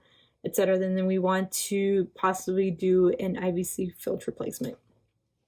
So next topic is going to be our varicose veins. So varicose veins, I have to say that I do have these, and I developed them after my surgery rotation. And I was super cautious about not getting these because I'm very self-conscious about myself. So what I did is I would wear compression stockings like every day, and I still got them because I would say about 95% of the time during my surgery rotation I was standing, especially since my surgeon did a lot of, he specialized in mastectomies, which is breast removal, especially in patients, breast tissue removal in patients that have cancer. So if it's breast cancer, usually we would remove, depending on how metastasized it was, and then we remove majority of the time bilateral breasts, so both the breasts, and then on top of that we would do reconstruction. So the surgeries were long, so it would be about 4-hour surgery because you would have the general surgeon doing the mastectomy, so removing all the breast tissue, because you want to remove everything, you don't want to leave anything there because it's cancerous, right? And then we would be there for 2 hours, and the next 2 hours our plastic surgeon would come in and then he would do the reconstruction. So it was like 4-hour surgeries, and I would stand so much. I made sure I had compression stockings and I was wearing comfortable shoes during that rotation, and I still got varicose veins. So varicose veins, basically what they are dilated tortuous superficial veins. It's usually due to a defective valve structure and functioning of the superficial veins, especially the superficial saphenous vein. Some of the causes of this is going to be very commonly found in patients that are pregnant, if they're on oral contraceptives, they're using estrogen use, increased stress of legs. So individuals that work in healthcare, nurses, PAs, like surgeons, right? Other thing is prolonged standing. It's, like I discussed, obesity, and then very commonly found in women. So how is this patient going to present? Sometimes it's going to be asymptomatic. Like I have them, like I said, it's just a cosmetic thing and I want to get them removed. I told my doctor, my general surgeon, like I said, he specializes in like vascular. I told him, I'm like, I'm gonna get him done. Like once I'm a PA, I'm gonna come back and you can do him. He's like, okay. It's because he removes them, and it's pretty cool how he removes them. So, like I said, it's asymptomatic, cosmetic issues. You usually see tortuous veins. If the patient does have pain, they'll be presenting with a dull ache or pressure sensation that's worse with prolonged standing, and it's relieved with elevation, which is very true. Whenever I elevate my legs, especially after, like when I'm standing for a long time, it feels so much better. So diagnosis is usually going to be a clinical diagnosis. You can do a duplex ultrasound. My doctor always sent ultrasounds for every patient that he came in that wanted to get their varicose veins removed. And treatment is usually, remember, we always start with our non-invasive. So you're going to tell the patient to elevate their legs, use compression stockings, avoid prolonged standing. But of course, like if you work in the OR, there's no way you can avoid that. So it was me and the residents were all wearing our compression stockings, or like different colors, they had different designs, we're always wearing them. And then also sclerotherapy, which is what he did, and then laser ablation if you want to get surgery. But like I said, this is more of a cosmetic thing. They can be painful, but usually they're not. And then we have superficial phlebitis or thrombophlebitis. So phlebitis is pain and inflammation of the vein. Thrombophlebitis is pain, inflammation of the vein, and then you'll also have a clot on top of that, which makes sense, right? Phlebitis, inflammation of the vein. Thrombophlebitis, you had a thrombo on there. So the patient's also going to have with this a clot, inflammation of the vein, and pain. So this is something that we watch out a lot also in my burn unit that I'm in, since we have a lot of patients that are post-op. And sometimes if they present with like an enlarged arm, or they just have decreased sensation or tingling, then we'll go in, we'll do an ultrasound, and this is what we usually find is something like thrombophlebitis. So what are some of the, how can these patients get thrombophlebitis? If they have a history of varicose veins, if they're pregnant, catheter placement also, they're going to be presenting with redness, tenderness along the palpable vein, and duration. And this is usually a clinical diagnosis, but we can do a Doppler ultrasound, which is what we do all the time in the hospital also. And then we're going to treat this with warm, moist compresses, NSAIDs for pain, extremity elevation, ambulation, and compression therapy also. Okay. So now we're going to go into our valvular diseases. This is very, very highly tested. So let's go through the main points, okay? So what is a valvular heart disease? It's basically anything that results in retarded flow through the heart. So flow that is decreased, right, to the heart is any type of valvular heart disease.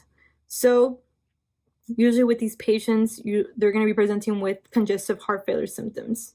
Okay, so we have different types. We have stenosis. This is where the valve does not open fully.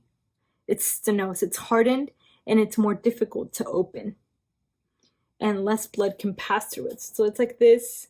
It's more difficult for blood to pass through it, and it's more difficult for it to open. And then we have regurgitation. Okay, regurgitation is when the valve just doesn't close completely. Okay, it does not close, and with these patients, it's going to lead to backflow and reduced preload. So another thing I want to think about is the murmurs. So whenever you hear an S1, the AV valve closes. An S2 means that the semilunar valves are closing. Systole is between S1 and S2, and then diastole is between S2 and S1.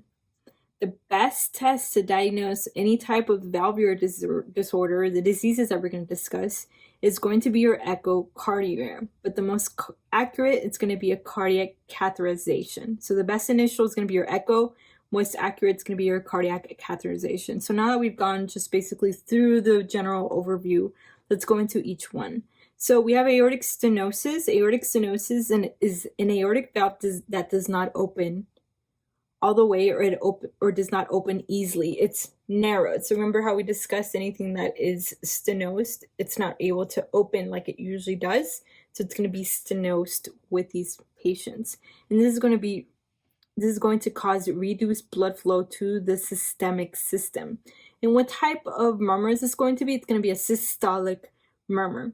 The most common cause and the most common individuals that you'll find that have aortic stenosis, it's going to be your older patients. So it's going to be your older patients, and this is because they have mechanical stress and calcification to that valve.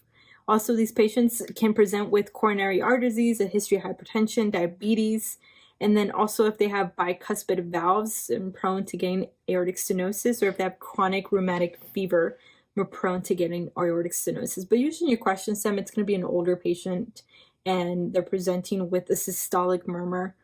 Also, another way that I memorize it is they're going to be sad, and they're going to have aortic stenosis. So they're going to have syncope, okay?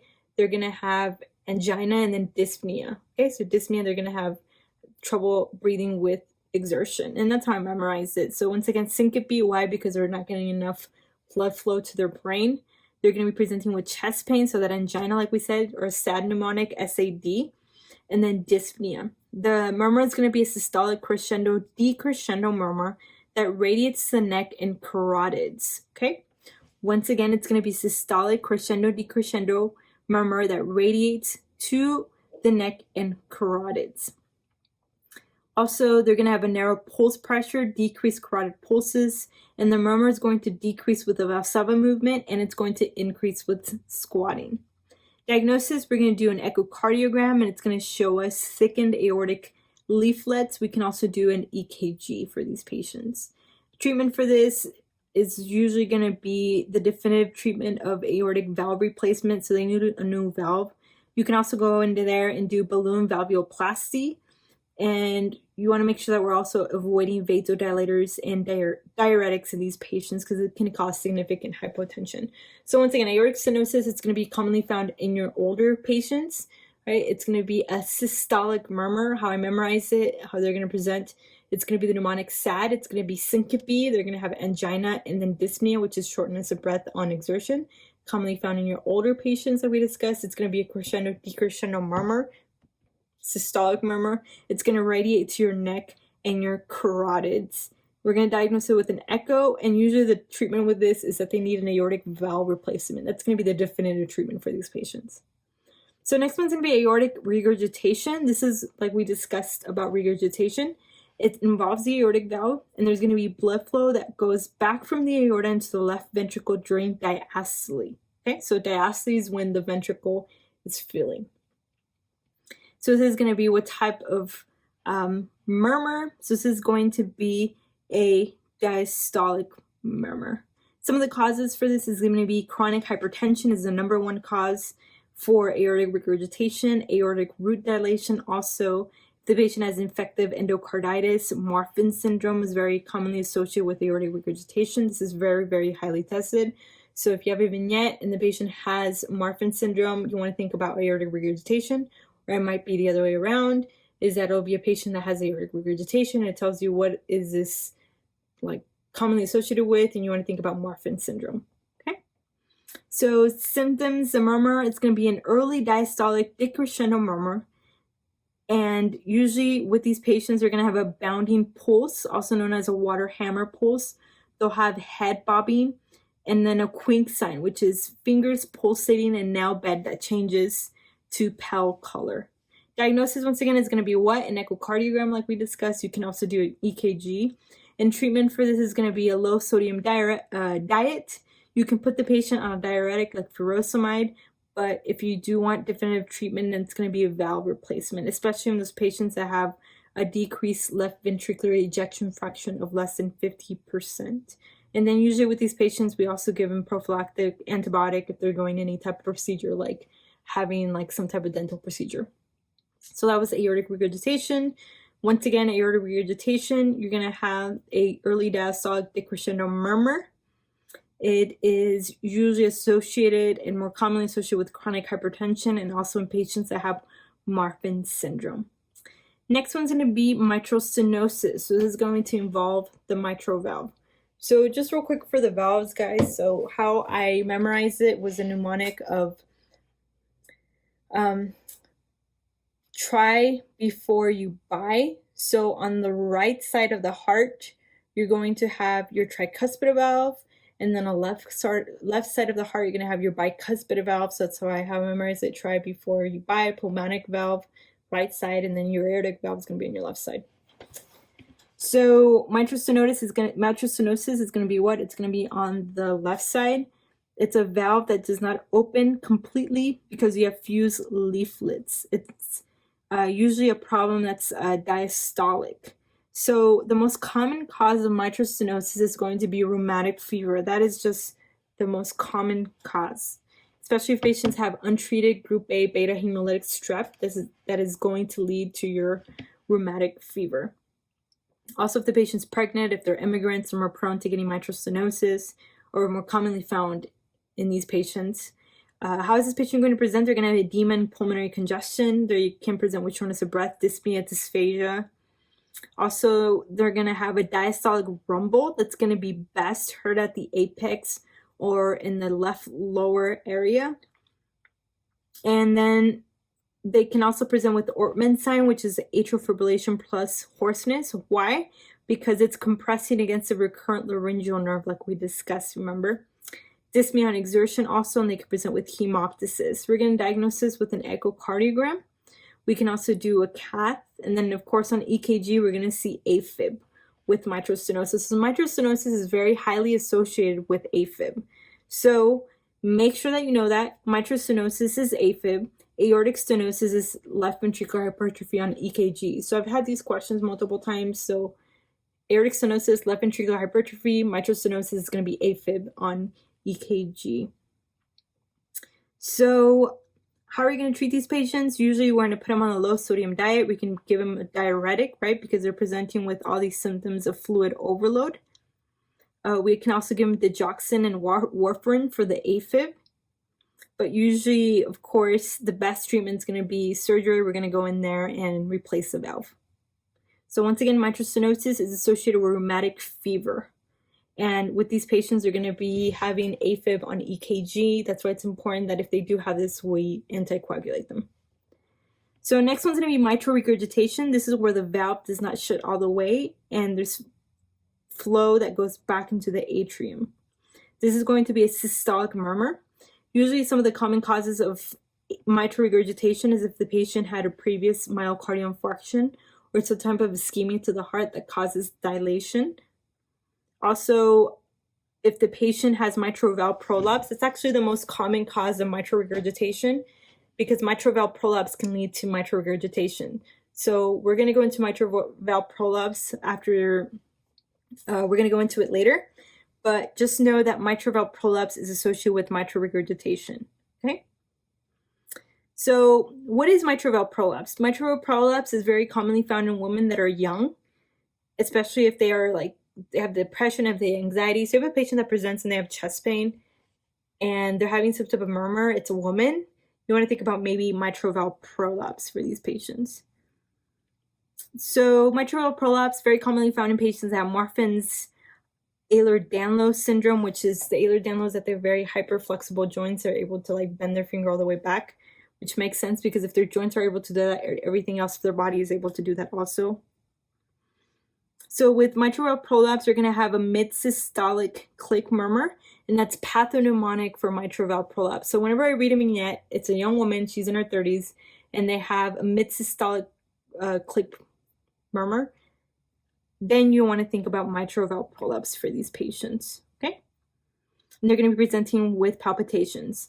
Now, mitral regurgitation, we said, remember, it's associated with the most common cause is mitral valve prolapse. With mitral regurgitation, you're going to have a hollow systolic murmur.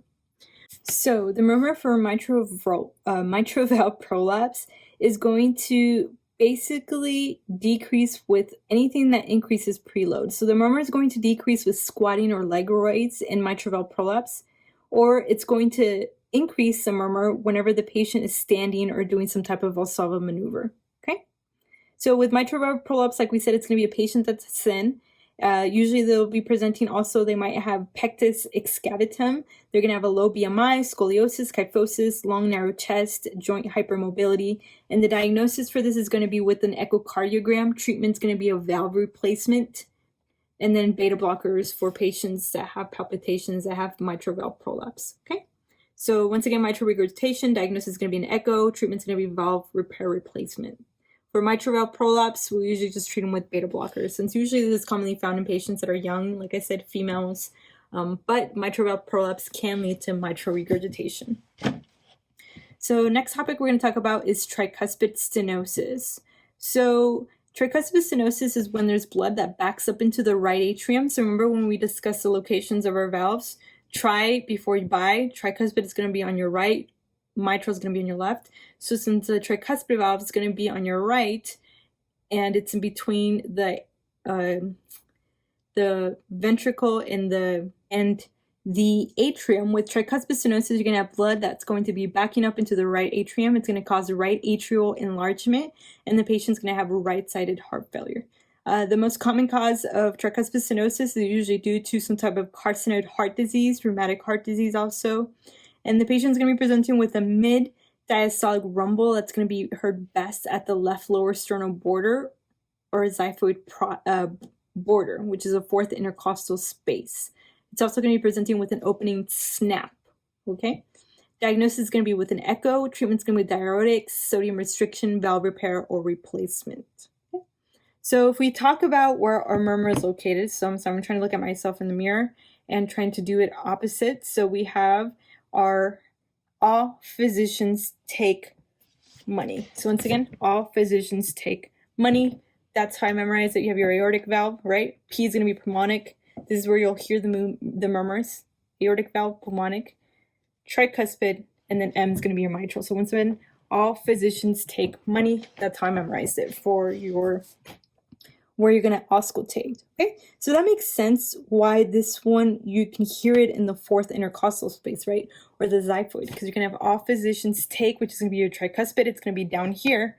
So that's why this is where you would hear this murmur. And diagnosis, like we said, it's going to be with an echo. Treatment's going to be diuretics, sodium restriction, and valve repair or replacement. These are tested, but they're not as high yield as your aortic stenosis, like we discussed, or aortic regurgitation, your mitral valve prolapse, or mitral stenosis. But make sure you still know these, but they're not as high yield as the ones that I discussed. They're still very testable, but the ones I keep seeing over and over again is going to be your aortic stenosis and the ones that I just discussed right now. So then we're going to have tricuspid regurgitation. This is usually secondary result of right ventricular dilation from other causes. They're going to be presenting with a hollow systolic murmur that's going to be high pitched, best heard at the subsphoidal area, left mid-sternal border. Okay. And then diagnosis, once it's going to be with an echo. Treatment's going to be similar to your tricuspid stenosis, which is going to be with diuretics, valve repair, or replacement. And then we're going to go into pulmonary stenosis. This is going to be right ventricular outflow obstruction of blood across the pulmonic valve. They're going to have a narrow right outflow tract, and this is going to be a systolic murmur.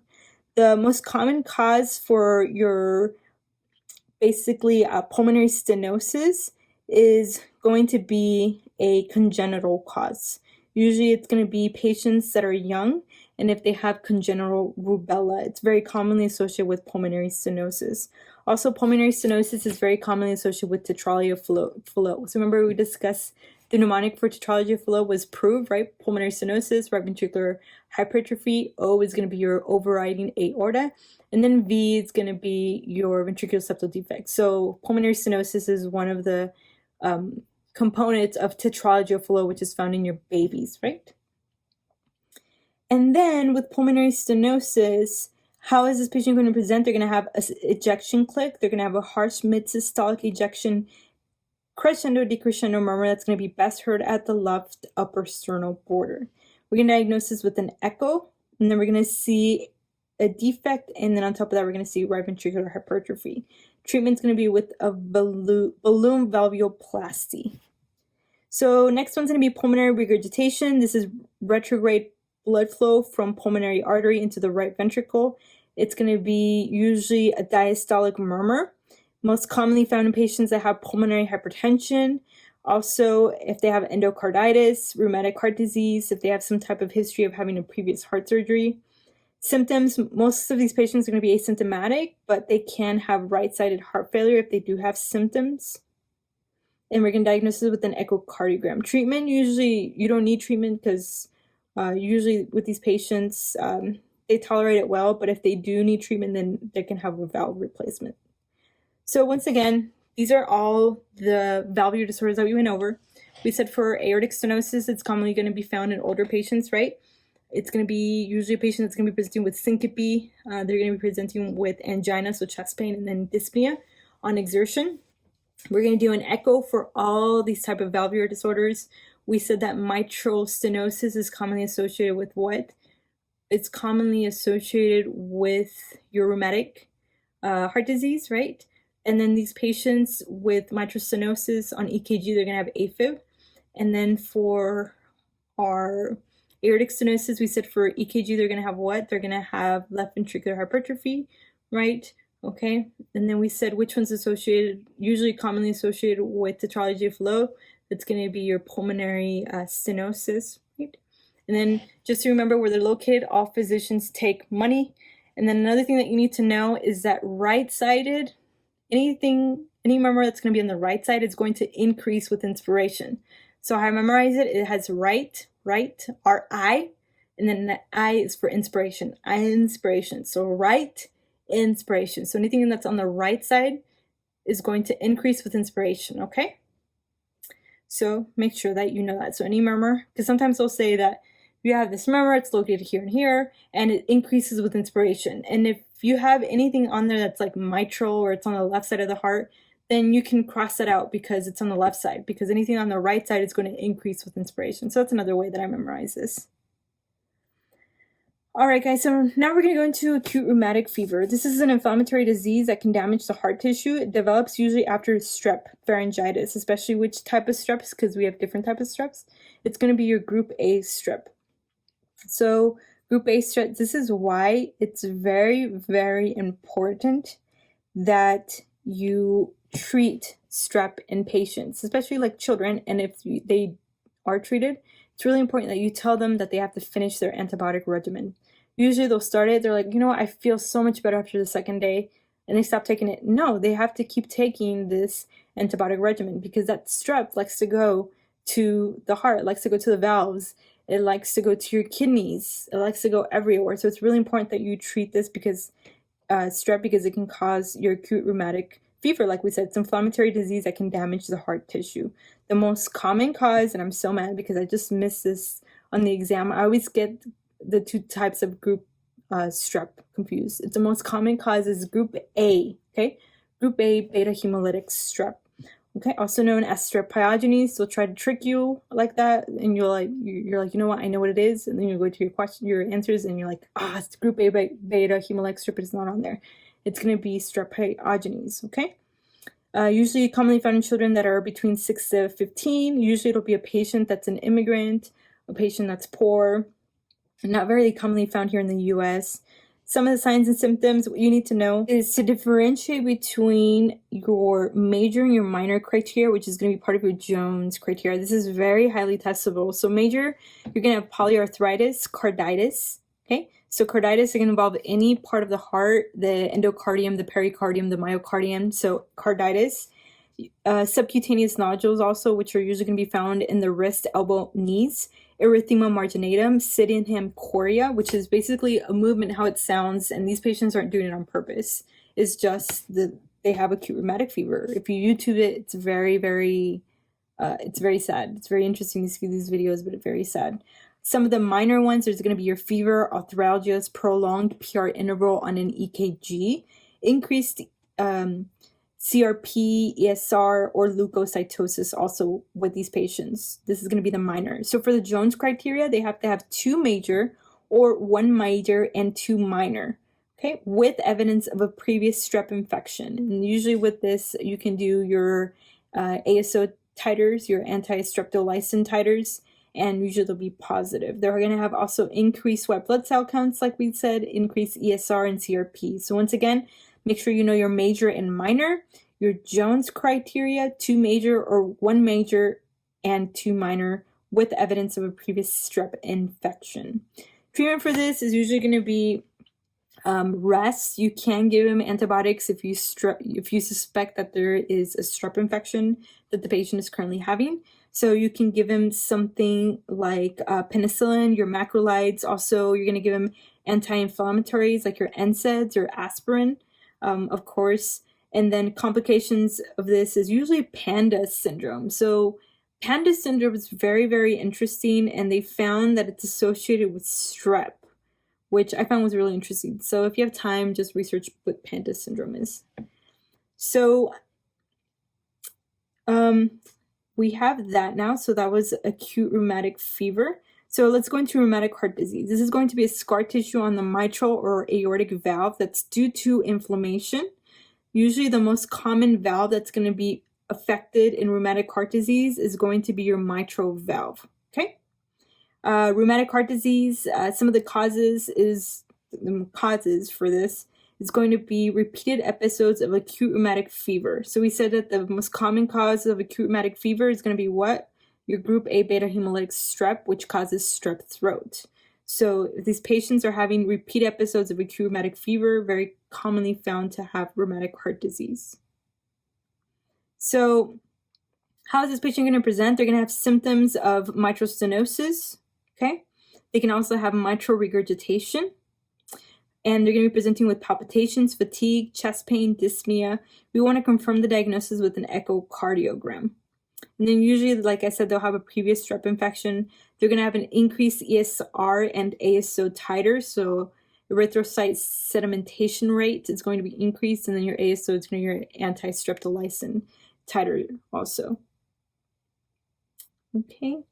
And then treatment for this is that we want to make sure, like I said, prevent strep infection. So if a child has a strep infection, if an adult has a strep infection, we want to make sure that we treat them, that they seek care, and we educate them on the importance of getting their strep throat treated, and they seek care and go see a doctor whenever they have this. They see like these exudates on the back of their throat. When they're treated with the antibiotics, make sure that they finish their antibiotic regimen, okay? And make sure that we're following up with these patients just to make sure that the strep has actually gone away and that the patient has finished their antibiotic regimen. Also, another thing that we can do is that we can give them prolonged antibiotic treatment until age 21.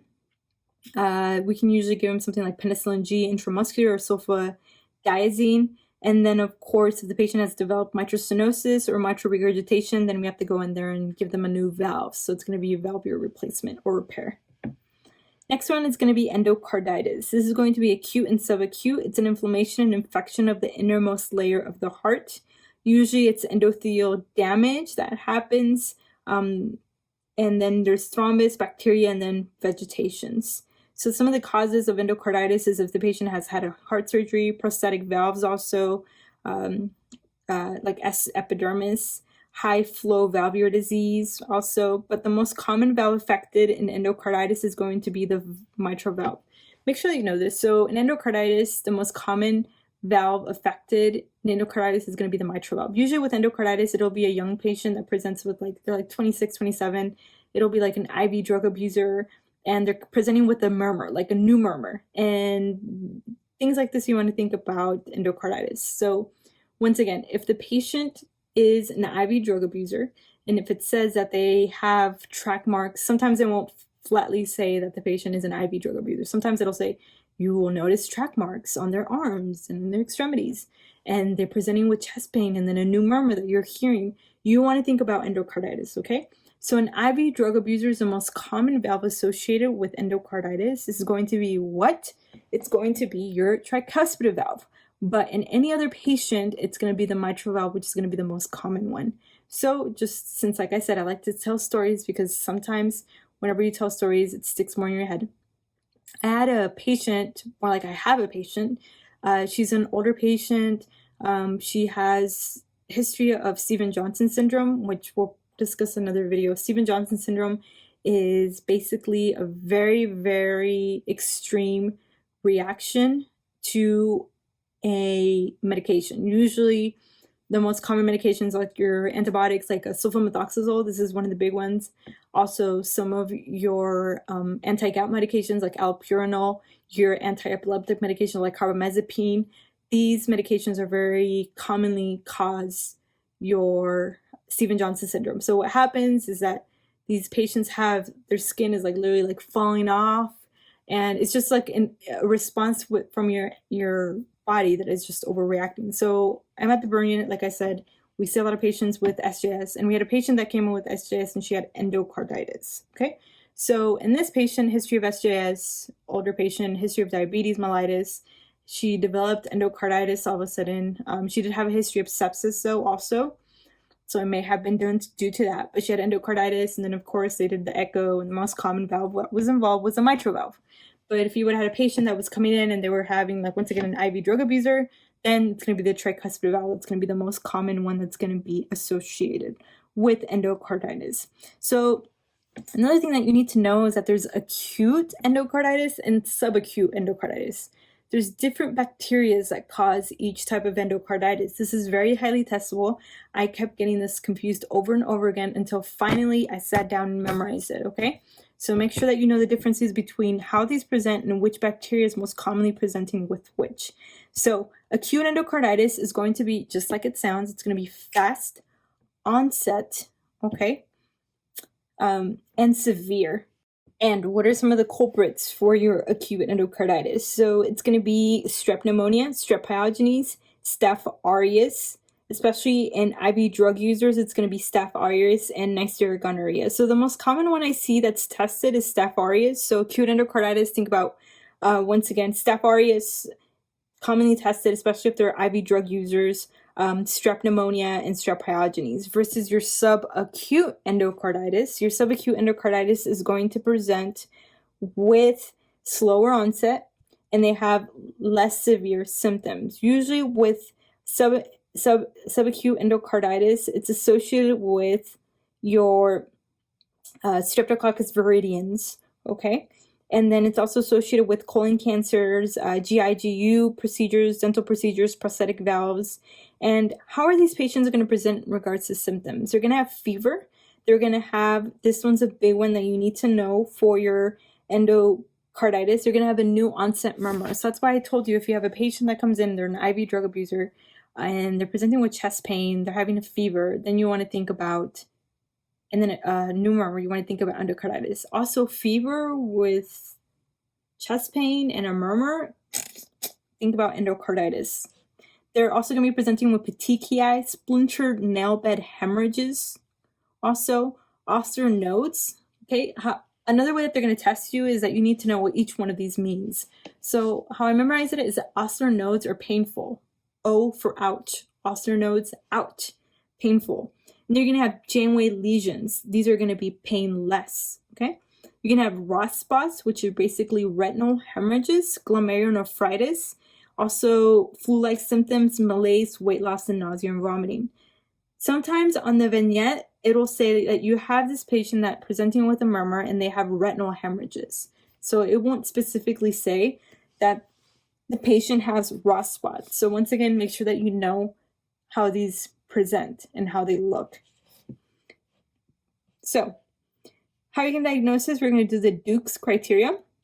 So for the Duke's criteria, they have to have 2 major or 1 major plus 3 minor. What are the major criteria? That's going to be a positive blood culture or an abnormal echocardiogram. So once again, they have to fulfill these to have endocarditis, which is going to be the Duke's criteria, which is going to be 2 major or 1 major plus 3 minor. Major criteria is going to be your blood culture, abnormal echocardiogram. Minor criteria is going to be your fever, a predisposing heart condition, or IV drug use, vascular phenomenon like your ocular nodes. Remember, that ocular nodes are out. These are usually found in the fingers. They're going to have Rosh spots. So another thing that you need to know is that cultures have to be taken before starting antibiotics. And that makes sense, right? Because if you start antibiotics before you do the cultures, that's usually not going to give you an accurate result when you start the antibiotics, okay?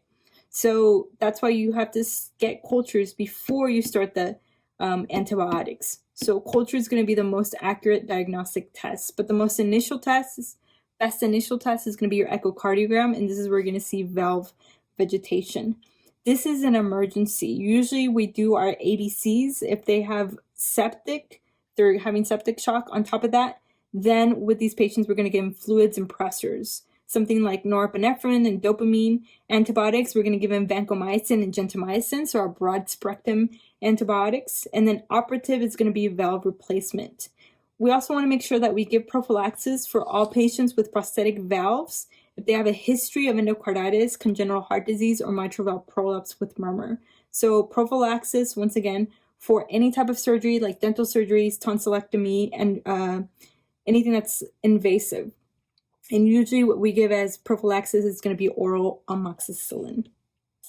So next topic we're going to go into is going to be myocarditis. This is going to be an inflammation of the middle or muscular layer of the heart that's responsible for contractility. Damage to the myocytes is usually what happens in myocarditis, and usually myocarditis can mimic a myocardial infarction. So what are some of the causes that cause myocarditis? So the most common cause is going to be a viral cause, with the most common virus being Coxsackie virus. Make sure that you know this, guys, okay? Once again, the most common virus associated with myocarditis is going to be a viral cause. It's going to be Coxsackie virus. Other viral causes can be your HIV. Other causes aside from viral causes can be radiation, treatment, hypothyroidism also. How's the patient going to present? They're going to be presenting with myocardial dysfunction, dyspnea, cough, chest fullness, fatigue, palpitations, edema, sudden death, and S3 murmur also. The best initial diagnostic test for this patient is going to be an EKG. And so what are you going to see on EKG? Usually it's non-specific, but it's our best initial test for myocarditis because since they present similar to a patient having some type of heart attack, with these patients, we want to rule out heart attacks, so that's why we do an EKG on them. We can also do cardiac enzymes. Sometimes they can be elevated, but the most accurate test for myocarditis is going to be a myocardial biopsy, but we really don't commonly do this, okay, because it's very invasive, right? So how are we going to treat these patients? We're going to treat them like congestive heart failure until their symptoms resolve, so we're going to give them ACE inhibitors, by beta blockers, diuretics, low sodium diet, and we do not want to give steroids for these patients, okay? So once again, myocarditis, inflammation of the middle muscular layer of the heart, because we said the heart has different layers, right? This is going to be the middle muscular layer of the heart. The most common cause is going to be a viral cause, with the most common type being Coxsackie virus. Then we have pericarditis. So this is going to be an inflammation of the outer layer, okay, of the heart. This, with pericarditis, sometimes it can lead to fluid collection in the pericardial space, which can cause a pericardial effusion or pericardial tamponade. So the most common cause for pericarditis, once again, is also going to be a viral cause. There's different viruses that can cause this, like Coxsackie, echovirus, enterovirus. Another cause of pericarditis is Dressler syndrome. So Dressler syndrome is very commonly caused after a patient has a myocardial infarction, so after they have a heart attack. and it's usually 2 to 5 days post a myocardial infarction. Also tuberculosis, uremia, traumatic, if they have any type of trauma to that area. SLE, systemic lupus erythematosus, is very commonly associated with pericarditis. And they're going to be presenting with positional. So this one's pathognomonic for pericarditis. If you have a patient that presents with chest pain and the chest pain is only positional, okay, then you want to think about pericarditis. So they're going to have this sharp pleuritic chest pain that's worse with inspiration, and it's worse whenever they lay down. But it's better if they set up or they lean forward. So once again, positional chest pain for your pericarditis, okay? They also can have a fever, but they don't always present with a fever. They're also going to be presenting with a friction rub. So that's whenever you auscultate, you're going to hear this friction rub in pericarditis, which makes sense, right? Because you have an inflammation of the pericardium, which is the outer layer of the heart. So whenever it's beating, right? That makes sense. And then the patient can also present with a pulsus paradoxus. If they do, you want to think about maybe cardiac tamponade. And then the best initial test is going to be an EKG. So with pericarditis, they're going to be presenting with a diffuse ST elevation versus, like we talked about myocarditis, their EKG was really not significant. With pericarditis, it is, and you're going to see diffuse ST elevation for these patients. Okay.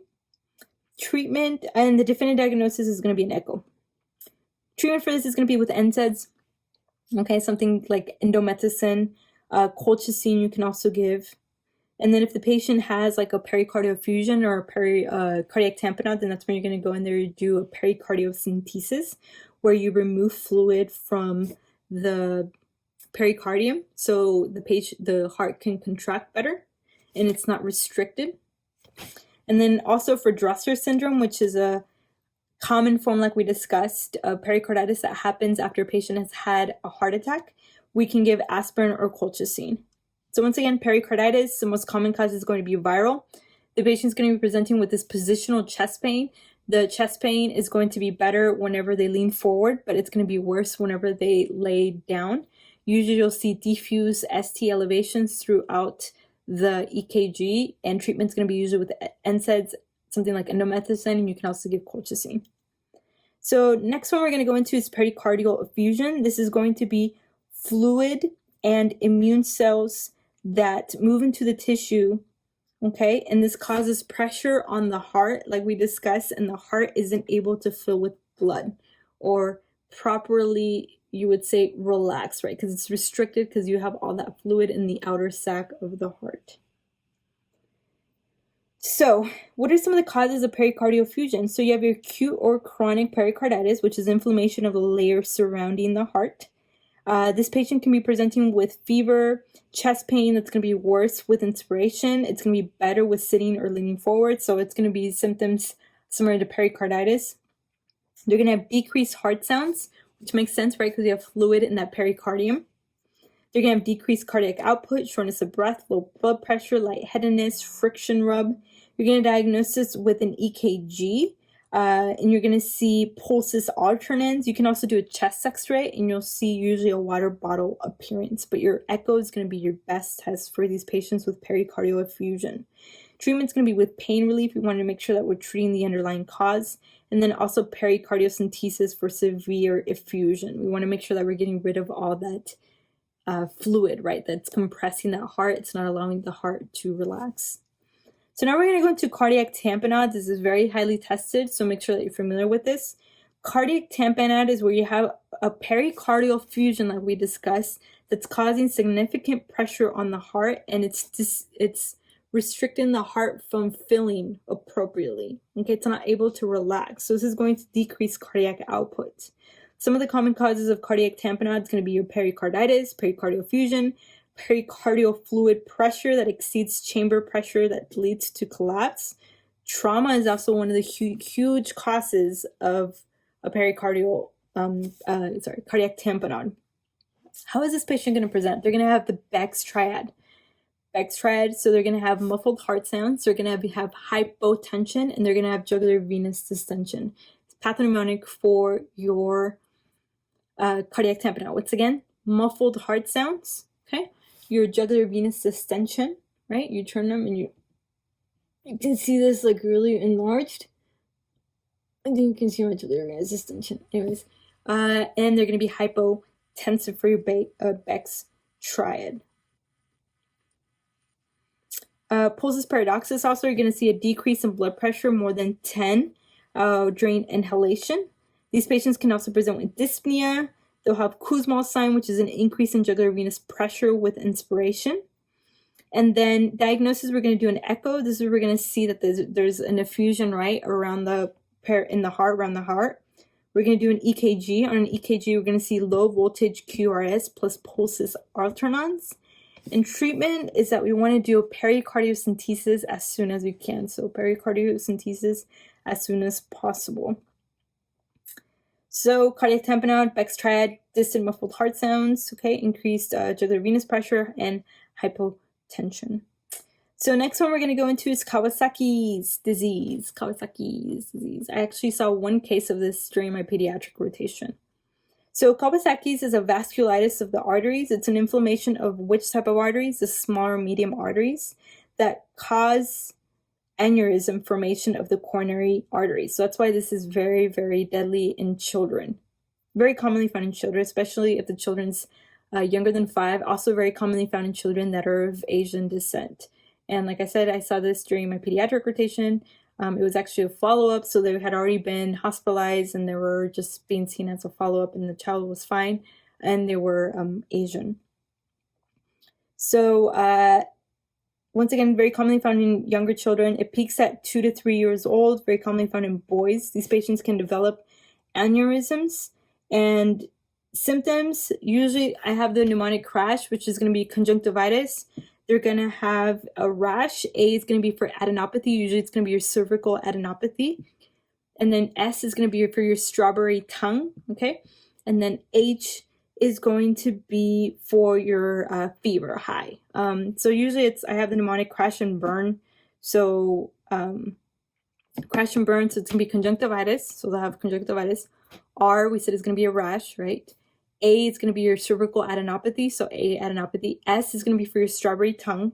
And then H, it's going to be for your hands and feet that are going to be swollen. And then the burn is going to be your fever. So it's going to be a very, very high fever in these patients. So crash and burn, that's going to be the mnemonic for your Kawasaki disease. Usually with the diagnosis, they need 4 out of the 5 symptoms that I discussed, and fever for more than 5 days. So once again, fever for more than 5 days. Usually with these patients, we also want to do an echocardiogram because, like I said, it causes vasculitis of the coronary arteries. And then labs, we're going to see anemia. They're going to have an increased white blood cell count. CRP, ESR, increased liver enzymes, increased platelet count. And treatment's going to be with IVIG, like as soon as you can, and aspirin. So remember we said aspirin we do not give to children, but this is the only case where you give aspirin, okay? And Kawasaki's disease is the only case where you give aspirin. And we want to make sure that we're monitoring these patients. Usually it goes away by 6 to 8 weeks. So what are some of the complications of Kawasaki's disease and why it's so deadly? Because it can lead to coronary aneurysms and a myocardial infarction or ischemia. Because it's causing what? It's causing that vasculitis of and that aneurysm of the coronary arteries. Okay, so once again, Kawasaki's disease commonly found in children, usually of Asian descent, especially if they're Japanese. Textbooks, that's what the textbook says. And then children that are less than 5, usually children that are between the ages 2 to 3 years old, like we discussed. The mnemonic we have is crash and burn, conjunctivitis, rash. A is going to be adenopathy, so cervical adenopathy. S is going to be your strawberry tongue. And then H is that they're going to have their hands and feet swollen, and the burn's going to be their fever. Usually a fever for more than 5 days is going to clue you into Kawasaki's disease. Treatment for this is going to be your IVIG and then aspirin. So remember, aspirin is the only time that you do this. And then we want to make sure that we get an echo on these patients. All right, guys, so now we're done with the topics for your cardiology blueprint, or whether you are in your current cardiology block. I wanted to go over certain medications also that are very, very highly tested. So let's go into your antihypertensive medications. So we have our diuretics, we have our thiazide diuretics, and then we have our potassium sparing diuretics. And then in regards to the diuretics, Usually the first line therapy for your hypertension is going to be what? It's usually your thiazide diuretics, right? What they do is that they decrease excretion of calcium and uric acid. And usually their first line therapy, like I said, for hypertension. You can also use them for congestive heart failure. And some of the adverse effects is that they cause hyperuricemia and hyponatremia. So how I've had this question is that you have a patient and they're coming in with gout, but they're having recurrent gout. And it tells you which one of these medications do you want to remove or you think is a culprit of the gout. And if you see some type of thiazide diuretic on there, you want to make sure that you remove it. So hydrochlorothiazide, chlorthalidone also, these are the ones that cause hyperuricemia in these patients. And then we have our potassium-sparing diuretics like spironolactone and aldactone, okay? Some of the adverse effects of these is that they can cause hyperkalemia and gynecomastia. So these are very, very commonly tested, so make sure that you know that. So once again, these are type of diuretics. And then let's go into our sympatholytic drugs, like your beta blockers and your alpha blockers. So what do beta blockers do? They decrease your heart rate and they decrease your cardiac output and they decrease the total peripheral resistance via renin. So some of the adverse effects for these is that we do not want to use beta blockers in patients that have asthma or some type of pulmonary disorder that causes you can say spasm, because the adverse effects of beta blockers is it causes bronchospasms, okay? It can also cause erectile dysfunction, hypoglycemia, bradycardia, and it's like I said, it's contraindicated in patients that have COPD and asthma, so any type of obstructive pulmonary disorder, okay? So now we're going to go into our alpha blockers. So we have our alpha 2 blockers, which are going to be our methodopa and clonidine. What they do is that they decrease sympathetic outflow to the blood vessels, heart, and kidneys. And then we have our alpha 1 blockers, which are going to be a prazosin, terazosin.